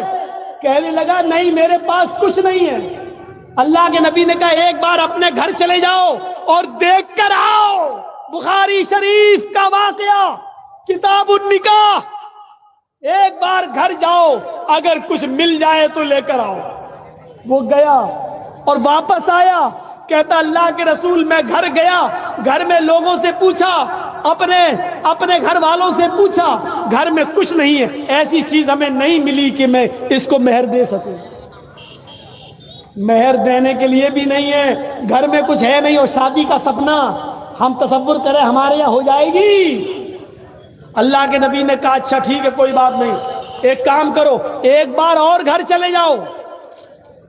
پھر کہا اگر لوہے کی انگوٹھی مل جائے تو وہی لے کے آؤ، جاؤ اسی کو مہر بنا دیں گے. ارے کچھ تو دو اپنی ہونے والی بیوی کو. وہ گیا، پھر واپس آیا اور کہتا اللہ کے رسول لوہے کی انگوٹھی بھی نہیں ملی. کہا کچھ بھی نہیں ہے؟ کہا اللہ کے رسول صرف اس لنگی کے جو میں پہنے ہوئے ہوں اس کے علاوہ میرے پاس کچھ نہیں ہے. رات میں کبھی کبھی جب سردی لگتی ہے تو میرے پاس ایکسٹرا چادر بھی نہیں ہے، اسی لنگی کو کھولتا ہوں اور اپنے اوپر ڈال لیتا ہوں، یہ چادر کا بھی کام کرتی ہے. اور جب گھر سے باہر نکلتا ہوں تو یہ لنگی لپیٹ کے باہر آ جاتا ہوں. آپ اگر کہیں تو آدھی لنگی اسی میں سے میں اس کو دے سکتا ہوں. تصور کرو اس نکاح پر. قربان جائیے محمد رسول اللہ کی شریعت کیسے راستے نکال رہے ہیں. سماج میں بیٹھنے والے پنچایتیوں تم راستے نہیں نکال پاتے ہو. اللہ کے رسول نے کہا جب یہی ایک لنگی ہے تیرے پاس اور کوئی چادر بھی نہیں ہے تو وہ بھی تو پوری لنگی اس کو دے نہیں سکتا، آدھی دے رہا ہے تو آدھی تیرے کسی کام کی نہیں اور آدھی اس کی بھی کسی کام کی نہیں. یہ لے کے کیا کرے گی جب اس کو بھی کوئی فائدہ نہیں؟ نہ یہ پہن سکتی نہ تو پہن سکتا ہے، تو لے کے کیا کریں گے؟ اس کو اپنے پاس رکھ. تھوڑی دیر بیٹھے، اللہ کے رسول بھی تھوڑی حدیث کا نقشہ دیکھو، بخاری کے الفاظ پر غور کرو. اللہ کے رسول بھی بیٹھ گئے، وہ صحابی بھی تھوڑی دیر بیٹھے رہے. جب انہوں نے دیکھ لیا کہ میرے پاس کچھ نہیں ہے مہر، تو یہ سوچ کر اٹھ گئے کہ اب میرا نکاح نہیں ہو سکتا ہے، تو چلنے لگے. کسی سے کچھ نہیں کہا، ان کی آنکھوں میں آنسو آ گئے اور اٹھ کے چلنے لگے. اللہ کے نبی نے ان کو جاتے ہوئے دیکھا، گھر کے دروازے سے نکلتے ہوئے دیکھا تو کہا ادھر آؤ. وہ پلٹے، کیا بات ہے؟ ادھر آؤ. کہاں جا رہے ہو؟ کہ اللہ کے رسول جا رہا ہوں، کچھ کماؤں گا. گھر میں اور بھی لوگ ہیں، ان کے لیے محنت مزدوری کروں گا، جب میرے پاس کچھ نہیں ہے تو نکاح نہیں ہو سکتا ہے۔ آپ نے کہا بیٹھو میرے پاس۔ اللہ کے رسول نے کہا اچھا یہ بتاؤ تمہیں کچھ قرآن یاد ہے؟ قرآن کچھ یاد ہے تمہیں؟ اس نے کہا ہاں اے اللہ کے رسول یہ سورت یہ سورت یہ سورت یہ سورت۔ اس نے 4-5 سورتوں کے نام گنائے۔ اللہ کے رسول نے ایک اور سوال کرا، یہ صورتیں تمہیں یاد ہیں؟ کہا ہاں۔ آپ نے پھر ایک سوال کیا، کیا تم اس کو بغیر دیکھے پڑھ سکتے ہو؟ یعنی منہ زبانی یاد ہے، حفظ ہے یہ صورتیں تمہیں؟ اس نے کہا ہاں اللہ کے رسول دیکھ کر نہیں بغیر دیکھے پڑھ سکتا ہوں۔ اللہ کے نبی فرماتے ہیں اتنی بڑی دولت تمہارے پاس ہے اور تم کہہ رہے ہو میرے پاس کچھ نہیں ہے، یہ صورتیں تم بغیر دیکھے پڑھ سکتے ہو؟ ہاں۔ فرمایا کیا یہ صورتیں تم اس عورت کو یاد کرا سکتے ہو؟ اپنی بیوی کو سکھلا سکتے ہو؟ اس کو یاد کرا سکتے ہو؟ فرمایا ہاں میں یاد کرا دوں گا۔ فرمایا اے عورت تیرے ہونے والے شوہر کے پاس مہر دینے کے لیے کچھ نہیں ہے، لیکن جو صورتیں اس کو یاد ہے وہ تجھے یاد کرا دے گا۔ کیا تو قرآن کی انہی صورتوں کو اپنا مہر ماننے کے لیے تیار ہے؟ کیا اسی مہر پر تو نکاح کر لے گی؟ کہنے لگی اللہ کے رسول جس عورت کے نکاح میں قرآن کی صورتیں مہر بن جائیں اس سے زیادہ پاکیزہ اور بابرکت نکاح کس کا ہو سکتا ہے؟ میں تیار ہوں۔ اللہ کے رسول کھڑے ہوئے اور خطبہ نکاح پڑھایا، خود اس کے ولی بن گئے اور خطبہ نکاح پڑھا کے کہا جاؤ اپنی بیوی کو لے جاؤ، جاؤ اپنی بیوی کو اپنے گھر لے جاؤ۔ میرے بھائیوں نہ بارات کا پتہ چلا، نہ موٹر سائیکل کا پتہ چلا، نہ ہلدی ملی گئی، نہ ابٹنا ملا گیا، نہ آتش بازی چھوٹی، نہ لڑکی والوں کو کسی نے بلایا کہ آؤ ہماری بیٹی کی شادی ہے۔ اللہ کے رسول ہی اس لڑکی کے باپ بن گئے، اس کے ماں باپ کوئی تھا نہیں، اس لیے قاضی ولی بن گیا۔ آپ نے نکاح پڑھایا اور خود اس لڑکی کے باپ بن گئے اور آپ نے اس لڑکی کی رخصتی اس کے ساتھ کر دی۔ اسلام اس طریقے سے فضول خرچی سے بچا کر راستے نکالتا ہے۔ سن لو سب سے بڑا نیک کام اگر آج کے زمانے میں ہے تو وہ یہ ہے کہ کسی غریب لڑکے کا کسی غریب لڑکی سے نکاح کرا دیا جائے اور بغیر جہیز کے ایک غریب لڑکی کو کسی کے گھر پہ پہنچا کر اس کی بیوی بنا دیا جائے۔ اس سے بڑا نیک کام کوئی نہیں ہے۔ سماج کے لوگوں نظریں ڈالو تمہارے سماج میں کتنی لڑکیاں صرف جہیز نہ ہونے کی وجہ سے گھر میں بیٹھی ہوئی ہیں، موٹر سائیکل نہ ہونے کی وجہ سے ان خوبصورت لڑکیوں کی نکاح نہیں ہو رہے ہیں، جہیز نہ ہونے کی وجہ سے ان کی شادیاں نہیں ہو رہی ہیں۔ سماج والوں جس طرح مدرسے چلانے کے لیے اٹھے ہو، مسجدیں بنوانے کے لیے اٹھے ہو، اسی طریقے سے لڑکیوں کا گھر بسانے کے لیے اٹھ جاؤ اور ان کا نکاح کرا کے بہت بڑی ذمہ داری سے آزادی حاصل کرو، ورنہ قیامت کے دن تم اپنے آپ کو کبھی معاف نہیں کرا سکتے۔ یہ تھا نکاح اور یہ تھی شادیاں۔ آج ہماری نوجوان نسل ہائے ہائے ہائے فضول خرچی میں جب بڑھی تو اتنی بڑی، میں آپ کو کیا بتاؤں۔ یہ آج 27 فروری ہے، جب 1 جنوری تھی، 1 جنوری 2 مہینے پہلے پروگرام نہیں چل رہے تھے، کہیں لاک ڈاؤن کا اثر تھا اور میں اپنے شہر میں ہی تھا، اپنے اٹھابہ میں۔ 31 دسمبر کو میں کچھ دیر رات تک پڑھتا رہا اور کچھ چیزیں لوگوں نے ہمارے ایک گروپ کے اندر کچھ بھیجی تھی تو میں اس کو پڑھ رہا تھا موبائل پر۔ کیا ہے، میں نے سوشل میڈیا پہ تھوڑی سی نظر ڈالی، آپ یقین مانیے جن لوگوں کے سروں پر NRC اور CAA کی تلوار لٹک رہی ہو، یہ مسلمان اور اس کی نوجوان نسل، غور کیجیے آپ 31 دسمبر کے رات کے 11:55 کے بعد جو منظر سامنے آتا ہے وہ کہیں اور کا نہیں، میں آپ کو UP کا منظر بتلا رہا ہوں اپنے علاقے کا۔ اور جیسے ہی 12 بجتے ہیں اور 12:10 میں مجھے پتا چل گیا، میں اپنے گھر پہ ہی تھا اور مجھے پتا چل گیا کہ جرجی صاحب جس بستی میں آپ رہتے ہو اسی بستی کے اندر جشن منایا گیا 1 جنوری کا رات کے 12 بجے۔ جو تمہاری نصیحتیں سنتے ہیں جمعے کے خطبے میں آگے بیٹھتے ہیں، انہی لوگوں نے ڈانس کیا ہے، ڈانس۔ میں نے پتہ لگانے کی کوشش کی تو میں اس وقت کانپ کے رہ گیا جب پتہ یہ چلا کہ اس میں صرف نوجوان لڑکے ہی نہیں بلکہ 1 جنوری کو رات کے 12 بجے اس سماج میں رہنے والے لڑکوں کے ساتھ ساتھ لڑکیوں نے بھی شراب پی، اور پھر ایک دوسرے کے ہاتھ میں ہاتھ دے کر شراب کے نشے میں ڈانس کیا اور ناچا۔ اور یہ سب کرنے والے غیر مسلم نہیں، مسلمان تھے اور ہمارے اپنے تھے۔ کہاں جا رہی ہے ہماری سوسائٹی؟ جس علاقے میں رہ کر 20 سال میں نے خطبے دیے ہو، جس مسجد میں جب میں اٹھاوا ہوتا ہوں تو جس مسجد میں نماز پڑھاتا ہوں، جمعہ کا خطبہ میں دیتا ہوں، وہ ہندوستان کی سب سے بڑی مسجد ہے۔ جماعت اہل حدیث کے پاس اتنی بڑی مسجد پورے انڈیا میں ابھی تک ہمیں نظر نہیں آئی۔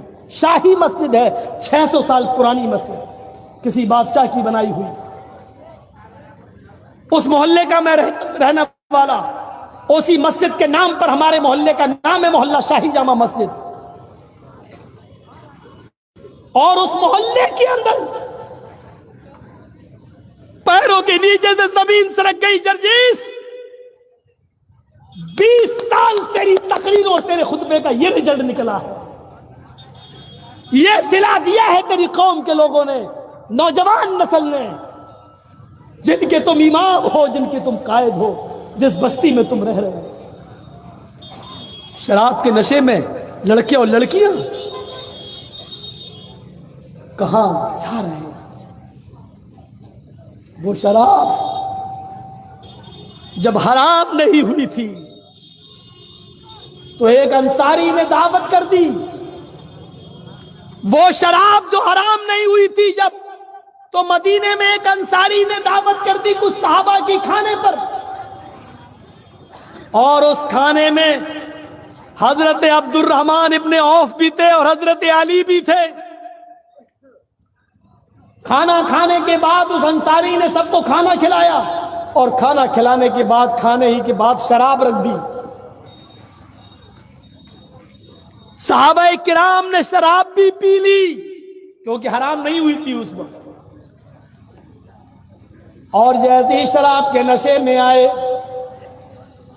تو اسی وقت نماز کا ٹائم ہو گیا، مغرب کی یا عشاء کی، اذان کی آواز آنے لگی۔ اس انصاری نوجوان نے جس نے دعوت کی تھی اپنے گھر پر، اس نے وہیں پر چٹائی بچھا دی اور کہا کہ لوگوں، ہم نے اور تم نے شراب پی رکھی ہے، اس لیے اس حال میں مسجد میں نہ جائیں، یہی نماز پڑھ لیتے ہیں۔ ایک صحابی کو نماز پڑھانے کے لیے کھڑا کر دیا اور باقی سارے صحابہ اس کے پیچھے نماز پڑھنے لگے۔ راوی کو شک ہے وہ مغرب کی نماز تھی یا عشاء کی، اور نماز کی نیت جیسی باندھی، اللہ اکبر، ثنا پڑھنے کے بعد تلاوت ہونے لگی، اور قرآن کی یہ 7 آیتیں تو بالکل صحیح پڑھ لی گئیں۔ الحمدللہ رب العالمین الرحمن الرحیم مالک یوم الدین ایاک نعبد و ایاک نستعین اہدنا الصراط المستقیم صراط الذین انعمت علیہم غیر المغضوب علیہم ولا الضالین۔ آمین۔ یہاں تک تو اس صحابی نے آیتیں صحیح پڑھی، لیکن شراب کا نشہ جب کھوپڑی پہ چڑھنے لگا تو اس کے بعد جب انہوں نے قرآن کی جو سورت پڑھی تو اس میں گڑبڑا گئے، اور نشے کی حالت میں وہ قرآن غلط پڑھنے لگے۔ سورہ کافرون کی تلاوت کر رہے تھے، قُلْ يَا أَيُّهَا الْكَافِرُونَ لَا أَعْبُدُ مَا تَعْبُدُونَ۔ سورہ کافرون کی تلاوت یہ ہے کہ اے محمد صلی اللہ علیہ وسلم کہہ دو کہ اے کافرو، لا اعبد ما تعبدون، میں ان کی عبادت نہیں کرتا جن کی عبادت تم کرتے ہو، میں ان خداؤں کو نہیں پوچھتا جن کو تم پوچھتے ہو. لیکن وہ صحابی گڑبڑا گئے اور انہوں نے قرآن کی آیت سورت اس طریقے سے پڑھ دی, قُلْ يَا أَيُّهَا الْكَافِرُونَ نَحْنُ نَعْبُدُ مَا تَعْبُدُونَ, آئے کافرو ہم بھی ان کی عبادت کرتے ہیں, ان جھوٹے خداؤں کو ہم بھی مانتے اور پوچھتے ہیں, جن کی عبادت تم کرتے ہو, جن کی پوجا تم کرتے ہو, ان کی ہم بھی کرتے ہیں. قرآن کا معنی ہی بدل دیا, آیت ہی غلط پڑھ دی. اللہ اللہ کر کے کسی طریقے سے نماز پڑھ لی گئی, لیکن یہاں نماز پڑھی, وہاں اللہ تعالیٰ نے جبرائیل کو بھیجا اور محمد رسول اللہ کو باخبر کر دیا. قرآن کی آیت نازل ہوتی ہے, یا ایھا الذین آمنوا لا تقربوا الصلاۃ وانتم سکارا حتی تعلموا ما تقولون, اے ایمان والو تم اس وقت تک نماز کے قریب مت جایا کرو جب تم نشے میں ہوا کرو, جب تم شراب پی لیا کرو تو تم نماز نہ پڑھا کرو, اور اس وقت تک نماز نہ پڑھو جب تک کہ تم نشے میں ہو. جب نشہ اتر جائے تب تم مسجد میں جایا کرو اور اس وقت نماز پڑھا کرو جب تمہارے منہ سے جو نکل رہا تم اس کو سمجھنے لگو. حتی تعلموا ما تقولون, جو تم بول رہے ہو اس کو سمجھنے لگو کہ میں کیا بول رہا ہوں, تب تم نماز پڑھنے جاؤ. اس آیت نے صحابہ کرام کی زندگی بدل دی. یا اللہ اب ہمارے یہ دن آ گئے, اب ہمیں اللہ تعالیٰ نے یہ کہہ دیا کہ تم نماز مت پڑھو جب تم نشے میں ہو, یعنی نماز کے لیے روک دیا گیا. یہ شراب اتنی بری چیز ہے, اس کو پینے کے بعد جب ہم نشہ آ جائے تو نماز نہ پڑھیں. یا اللہ ایسا کیسے ہو سکتا ہے؟ کیا ہم شراب پی کر نماز کو چھوڑ دیں یا نماز کے لیے ہم شراب کو چھوڑ دیں؟ دونوں میں سے ایک چیز چھوڑنا پڑے گی. کیا میں شراب پی لوں تو نماز چھوڑوں یا نماز کے لیے شراب چھوڑوں؟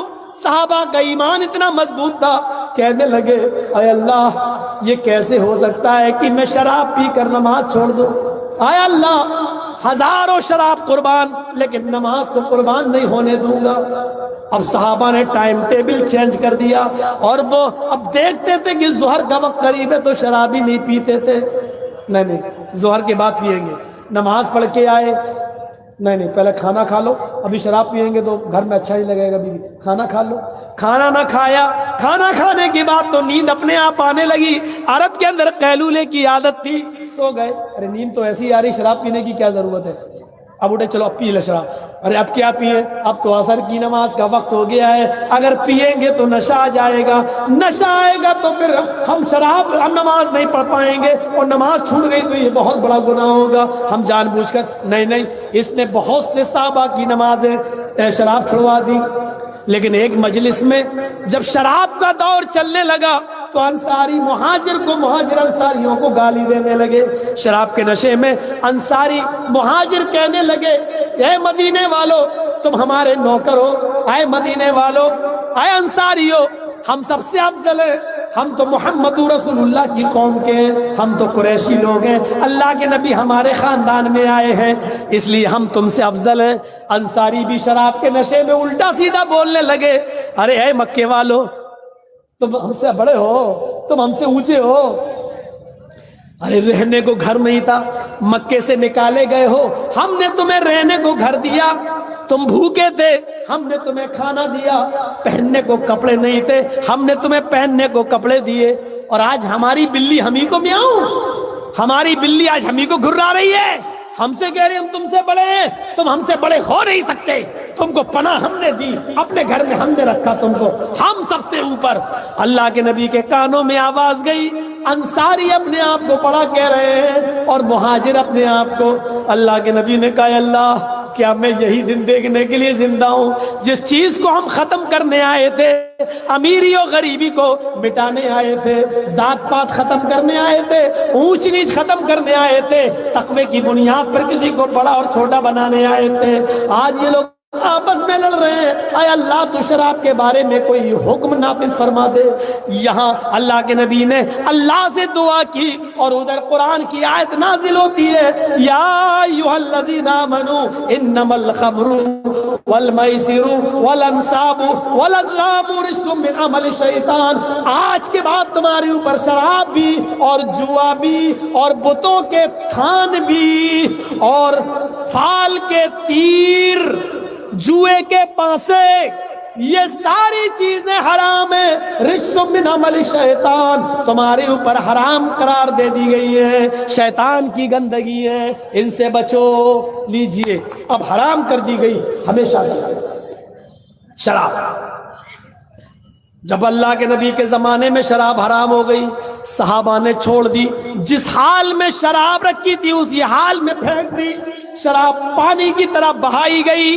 اب غور سے سننا، اور اے نوجوانوں یہ واقعہ تمہارے لیے، اور سنو یہ واقعہ بڑا دلچسپ ہے جو میں تمہیں سنانے جا رہا ہوں، اس سے تمہیں شراب کی برائی نظر آئے گی۔ سنو، جو واقعہ میں تمہیں سنانے جا رہا ہوں یہ تمہارے دل کو جھنجھوڑ دے گا، تمہارے آنکھوں میں آنسو لے آئے گا، یہ واقعہ تمہارے دلوں میں عبرت پیدا کر دے گا۔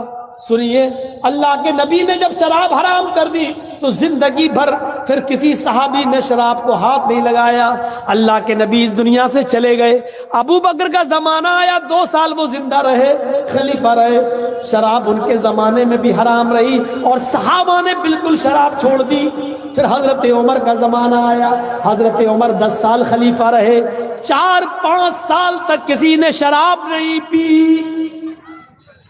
کیونکہ جانتے تھے شراب پینے کی ایک سزا متعین ہے، 40 کوڑے مارے جائیں گے، 40 کوڑے۔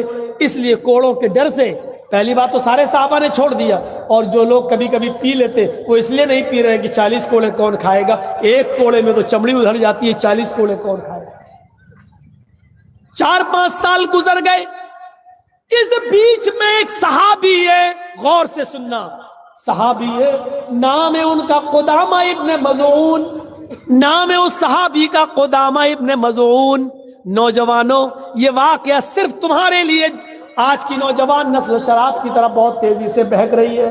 جب 1 جنوری کو ہمارے یہاں لڑکے اور لڑکیوں نے شراب پیو، اور کالج کے لڑکے اور لڑکیوں نے شراب پیو، اور اس کے بعد ناچ ڈانس کیا ہو، تو آپ اندازہ لگاؤ کہ یہ نوجوان نسل، لڑکوں کے ساتھ ساتھ لڑکیاں بھی شراب کی طرف کیسے بہک رہی ہیں اور جا رہی ہیں۔ سنیے، قدامہ ابن مظعون جو بہت بوڑھے ہو چکے ہیں اور ان کو 20 بیماری ملوث ہے، 20 بیماری میں ملوث ہیں، ان کو سر میں درد بھی رہنے لگا، ان کو پیٹ میں درد بھی، ہڈیوں میں درد بھی، وہ کبھی کبھی اٹھتے تو مسجد میں چلے جاتے اور کبھی بیچارے گھر ہی پہ نماز پڑھ لیتے اپنے بستر پر۔ ایک رات میں ان کو درد ہونے لگا۔ یہ واقعہ سننے سے پہلے یہ چیز ذہن میں رکھنا، قدامہ ابن مظعون کو 20 بیماری تھی، 20 بیماریوں نے ان کو گھیر لیا۔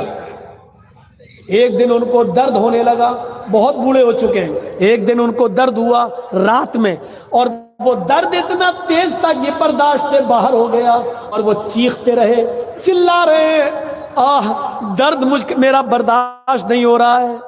اس رات میں کہاں حکیم ملیں گے، کہاں ڈاکٹر ملے گا، اور اس زمانے میں کوئی ایسی دوا بھی نہیں تھی کہ جو درد کو فوراً بند کر دے۔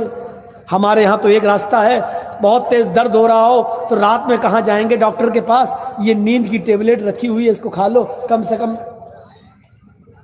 نیند آ جائے گی، سو جائیں گے، صبح پھر ڈاکٹر کو دکھایا جائے گا۔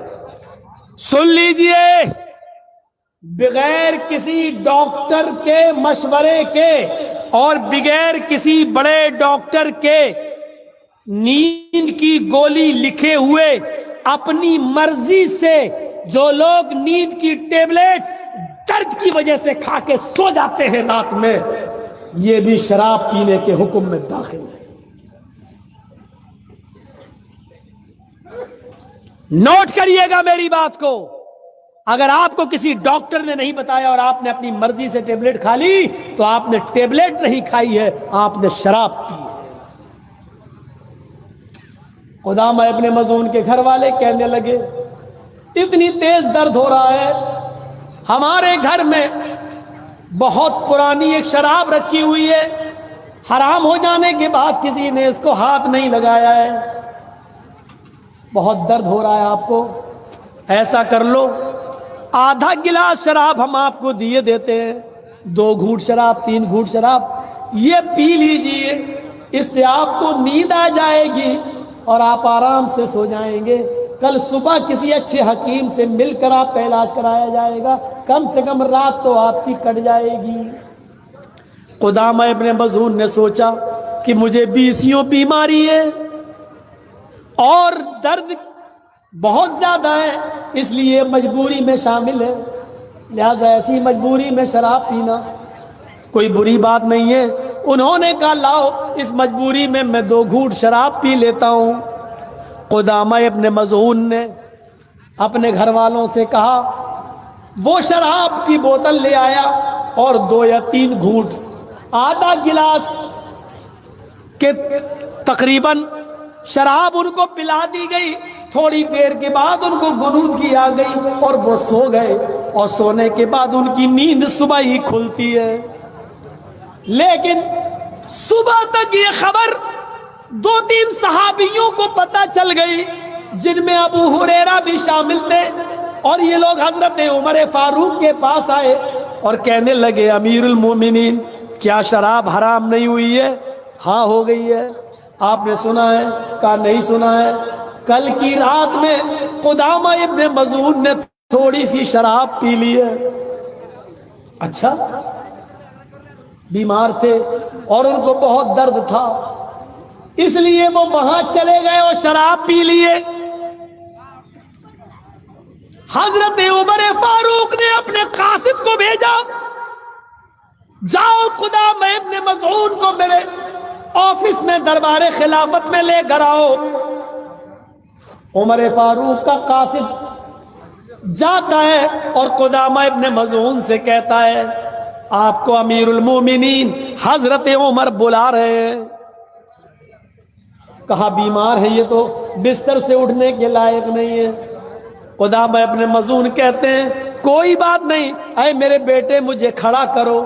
ان کو کھڑا کیا گیا، انہوں نے اپنے 2 بیٹوں سے کہا ایک بیٹا میرے دائیں طرف آئے اور دوسرا بیٹا میرے بائیں طرف آئے، اور خود بیچ میں چلے اور اپنے دونوں ہاتھ دونوں بیٹوں کے کاندھوں پہ رکھ لیے اور کہا اس حال میں مجھے لے کے چلو امیر المومنین کے پاس، حضرت عمر فاروق کے پاس۔ اس حال میں ان کو لے کر جایا گیا۔ حضرت عمر نے ان کو دیکھا، فرمایا اے قدامہ ابن مظعون، میں نے ایسا سنا ہے کہ کل کی رات تم نے شراب پی لی، کیا یہ صحیح ہے؟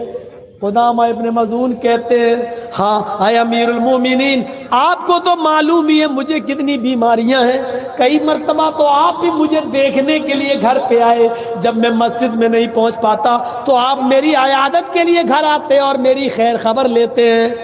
آپ کو معلوم ہونا چاہیے کہ مجھے 20 بیماریوں نے گھیر لیا ہے اور اب بھی میں اپنے بچوں کے ساتھ آیا ہوں۔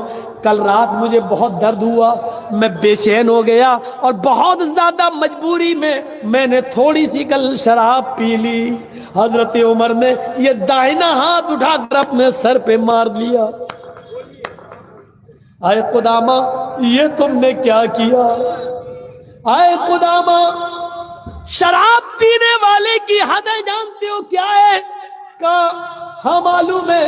اے قدامہ معلوم تھا پھر بھی تم نے شراب پی لی۔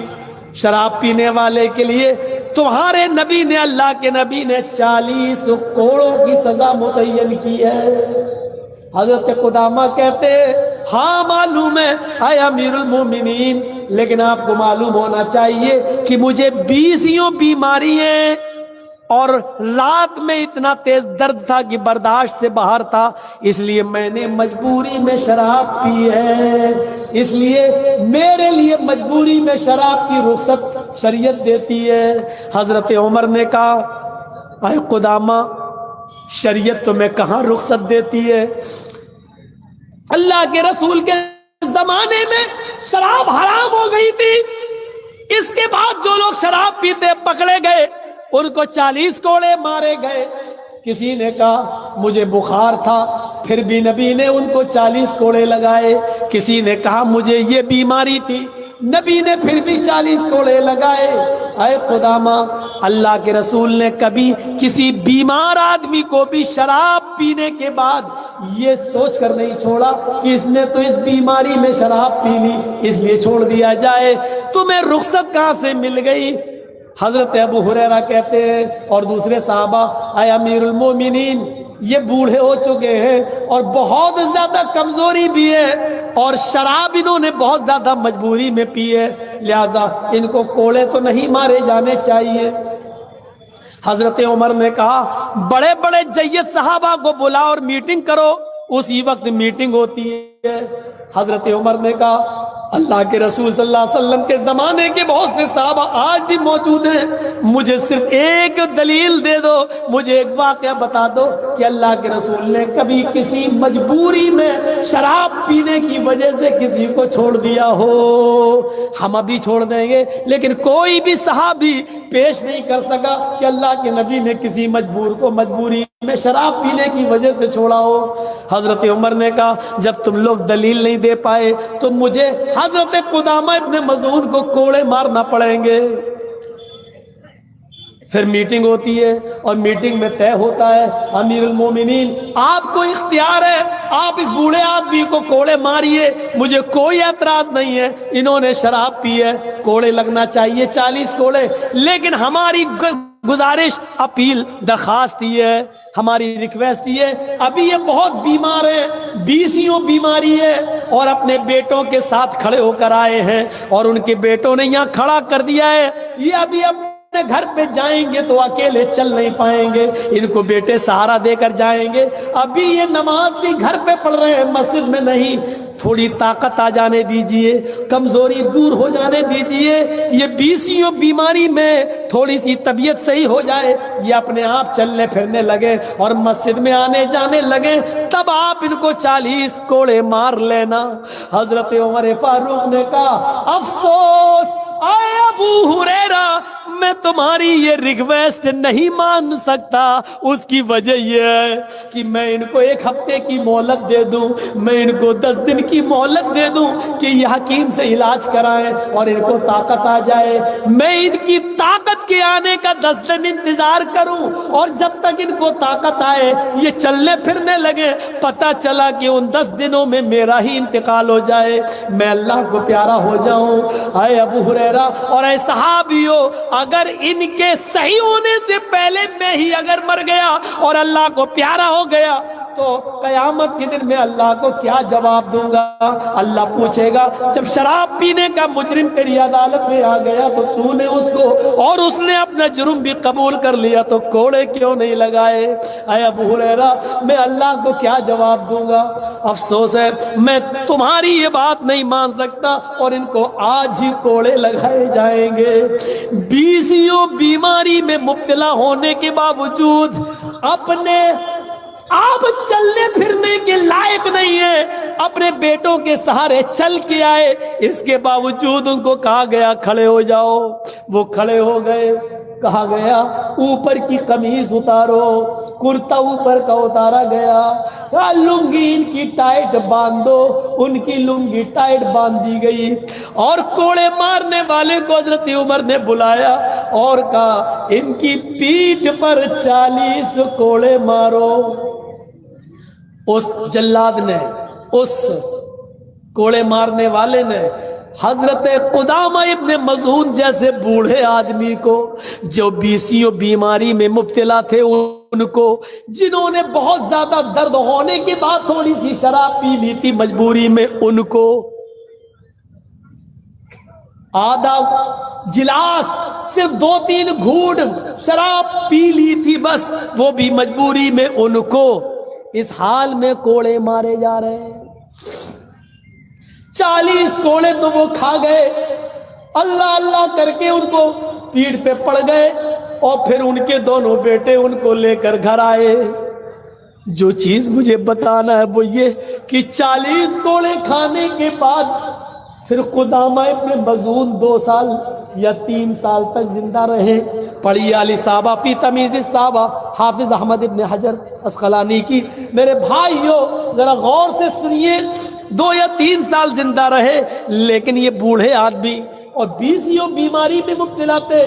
40 کوڑے کھانے کے بعد ان کی صحت اتنی گر گئی کہ 40 کوڑے کھانے کے بعد 2 یا 3 سال پھر بستر ہی پر پڑے رہے. پھر ایک بھی نماز پڑھنے کے لیے وہ مسجد میں نہیں جا سکے، اور ان کی ہڈیوں میں اتنا درد ہو گیا تھا کوڑے کھانے کے بعد کہ پھر وہ پیشاب اور پائخانہ کرنے کے بھی محتاج ہو گئے. اسی بستر پہ ان کو کرایا جاتا اور باہر لیٹرین پھینک دی جاتی، اور پھر اس 40 کوڑے کھانے کے بعد 2 یا 3 سال اسی بستر پر رہے، اور اسی بستر پر ان کا انتقال ہو گیا. پھر وہ پوری زندگی اپنے پیروں پر کھڑے نہیں ہو سکے. اس منظر کو سوچئے اور اپنے دلوں میں جھانکیے. اے نوجوانوں، تم تو اتنے بوڑھے بھی نہیں ہو، اتنی مجبوری بھی نہیں ہے، اور اتنی مجبوری ہو بھی تب بھی شراب جائز نہیں ہے. پھر تمہیں حالت تندرستی میں اور ہٹے کھٹے ہونے کے بعد تمہیں شراب پینے کی اجازت کون سا سماج دیتا ہے؟ اور افسوس ہے اس سماج پر. لڑکے لڑکی کی پنچایت بٹھا لی جائے، لیکن جس کی بیماری میں بھی شراب پینے کی اجازت نہ ہو، ایسے آدمی کو معاشرے میں اور سماج میں رہنے کی اور کھل کر شراب پینے کی اجازت ہو، اور اس کے بارے میں کوئی پنچایت بھی نہ بیٹھتی ہو. افسوس ہے ایسے سماج پر، افسوس ہے ایسی سوسائٹی پر، اور افسوس ہے ایسے فیصلہ کرنے والوں پر جو اپنے مطلب کے فیصلے تو کرتے ہیں، اور شرابیوں کے لیے اور زناکاروں کے لیے کوئی پنچایت نہیں بیٹھتی. شراب میں پیسہ خرچ ہو یہ بھی فضول خرچ ہے. تو جب دینی کاموں میں فضول خرچی جائز نہیں ہے تو ان چیزوں میں فضول خرچی کہاں سے جائز ہو جائے گی؟ 2 گھنٹے ہو گئے ہیں، 2:45 سے 3:45 تک میں نے آپ کے سامنے خطاب کر دیا. ایک بات بہت غور سے سن لیں، ہرن پور والے بھی، ہاتھ کاٹھی والے بھی، اور یہاں سے جہاں جہاں میرے پروگرام ہیں جھارکھنڈ میں وہ بھی. یہ طریقہ آپ کا بہت غلط ہے کہ آپ مجھے کہیں کہ آپ کو 12 بجے ٹائم دیا جائے گا اور ٹائم دیں مجھے 1:45 بجے. غلط ہے. میں 12 بجے کے بعد اب کہیں ٹائم نہیں لوں گا. آپ یاد رکھیے گا، کسی بھی جگہ آپ کے مدرسے کا چندہ ہے، آپ 10 بجے سے 12 بجے تک خوب چندہ کریے، لیکن 12 بجے کے بعد اگر ہمیں ٹائم ملے گا ہم ٹائم نہیں لیں گے. غور سے سن لیجیے آپ، یہ بہت بڑا طریقہ غلط ہے. آپ 12 بجے مجھے کہیں اور 12 بجے سے میں کتاب پڑھ رہا ہوں، میں انتظار کر رہا ہوں آپ آئیں اور مجھے ٹائم دیں. آپ 1:45 بجے نہ میں شروع میں سو سکوں نہ آخر، اور میرا کل بھی پروگرام ہے، پھر پرسوں ہمیں 1:30 پہ جانا ہے، تاریخ ہے ہماری، پھر کوٹ میں بنارس. تو میرے بھائیوں، ہم بھی انسان ہیں، کوئی جنریٹر نہیں. ایک معیار بنائیے 10 سے 12 صرف جھارکھنڈ اور بہار کے لیے. بنگال والے تو بہت اچھا کام کر رہے ہیں، 10 بجے ٹائم دے دیتے ہیں اور 12 بجے جلسہ ختم ہے. جلسے کا اصل ٹائم یہی ہوتا ہے 10 سے 12. لیکن چلیے، آپ کے ہاں اگر اور بڑھ سکتا ہے تو 12 بجے بھی بہت ہو گیا بھائی. آپ کتنا چندہ کریں گے؟ اور اتنا چندہ ہوا کہ میری تقریر ہو رہی تھی اور وہاں چندہ گنا جا رہا تھا، لیکن صبح اگر پوچھو گے کمیٹی والوں سے تو کیا کہیں گے؟ چندہ ہی نہیں ہوا، لوگوں نے دیا ہی نہیں ہے. میری 20 سال کی پوری زندگی گزر گئی جلسوں میں، آج تک مجھے کسی مدرسے میں کوئی ایسا آدمی نہیں ملا جو یہ کہے کہ بہت اچھا چندہ ہوا ہے. ماشاءاللہ 20 سال میں ابھی تک تو مجھے کسی نے نہیں کہا کہ بہت اچھا چندہ ہوا ہے. چاہے کتنا ہو جائے وہ یہی کہیں گے ہوا ہی نہیں، مولانا بہت کم چندہ ہوا ہے، ملا ہی نہیں. تو یہ ناشکری بھی نہیں ہونی چاہیے. جتنا ہوا ہے یہ دعا کرو کہ اللہ تعالیٰ اسی میں آپ کا، کیونکہ آپ کو اپنے پاس تو رکھنا نہیں ہے، مدرسہ اللہ کے لیے آپ نے چلایا ہے، اللہ اس میں برکت دے گا.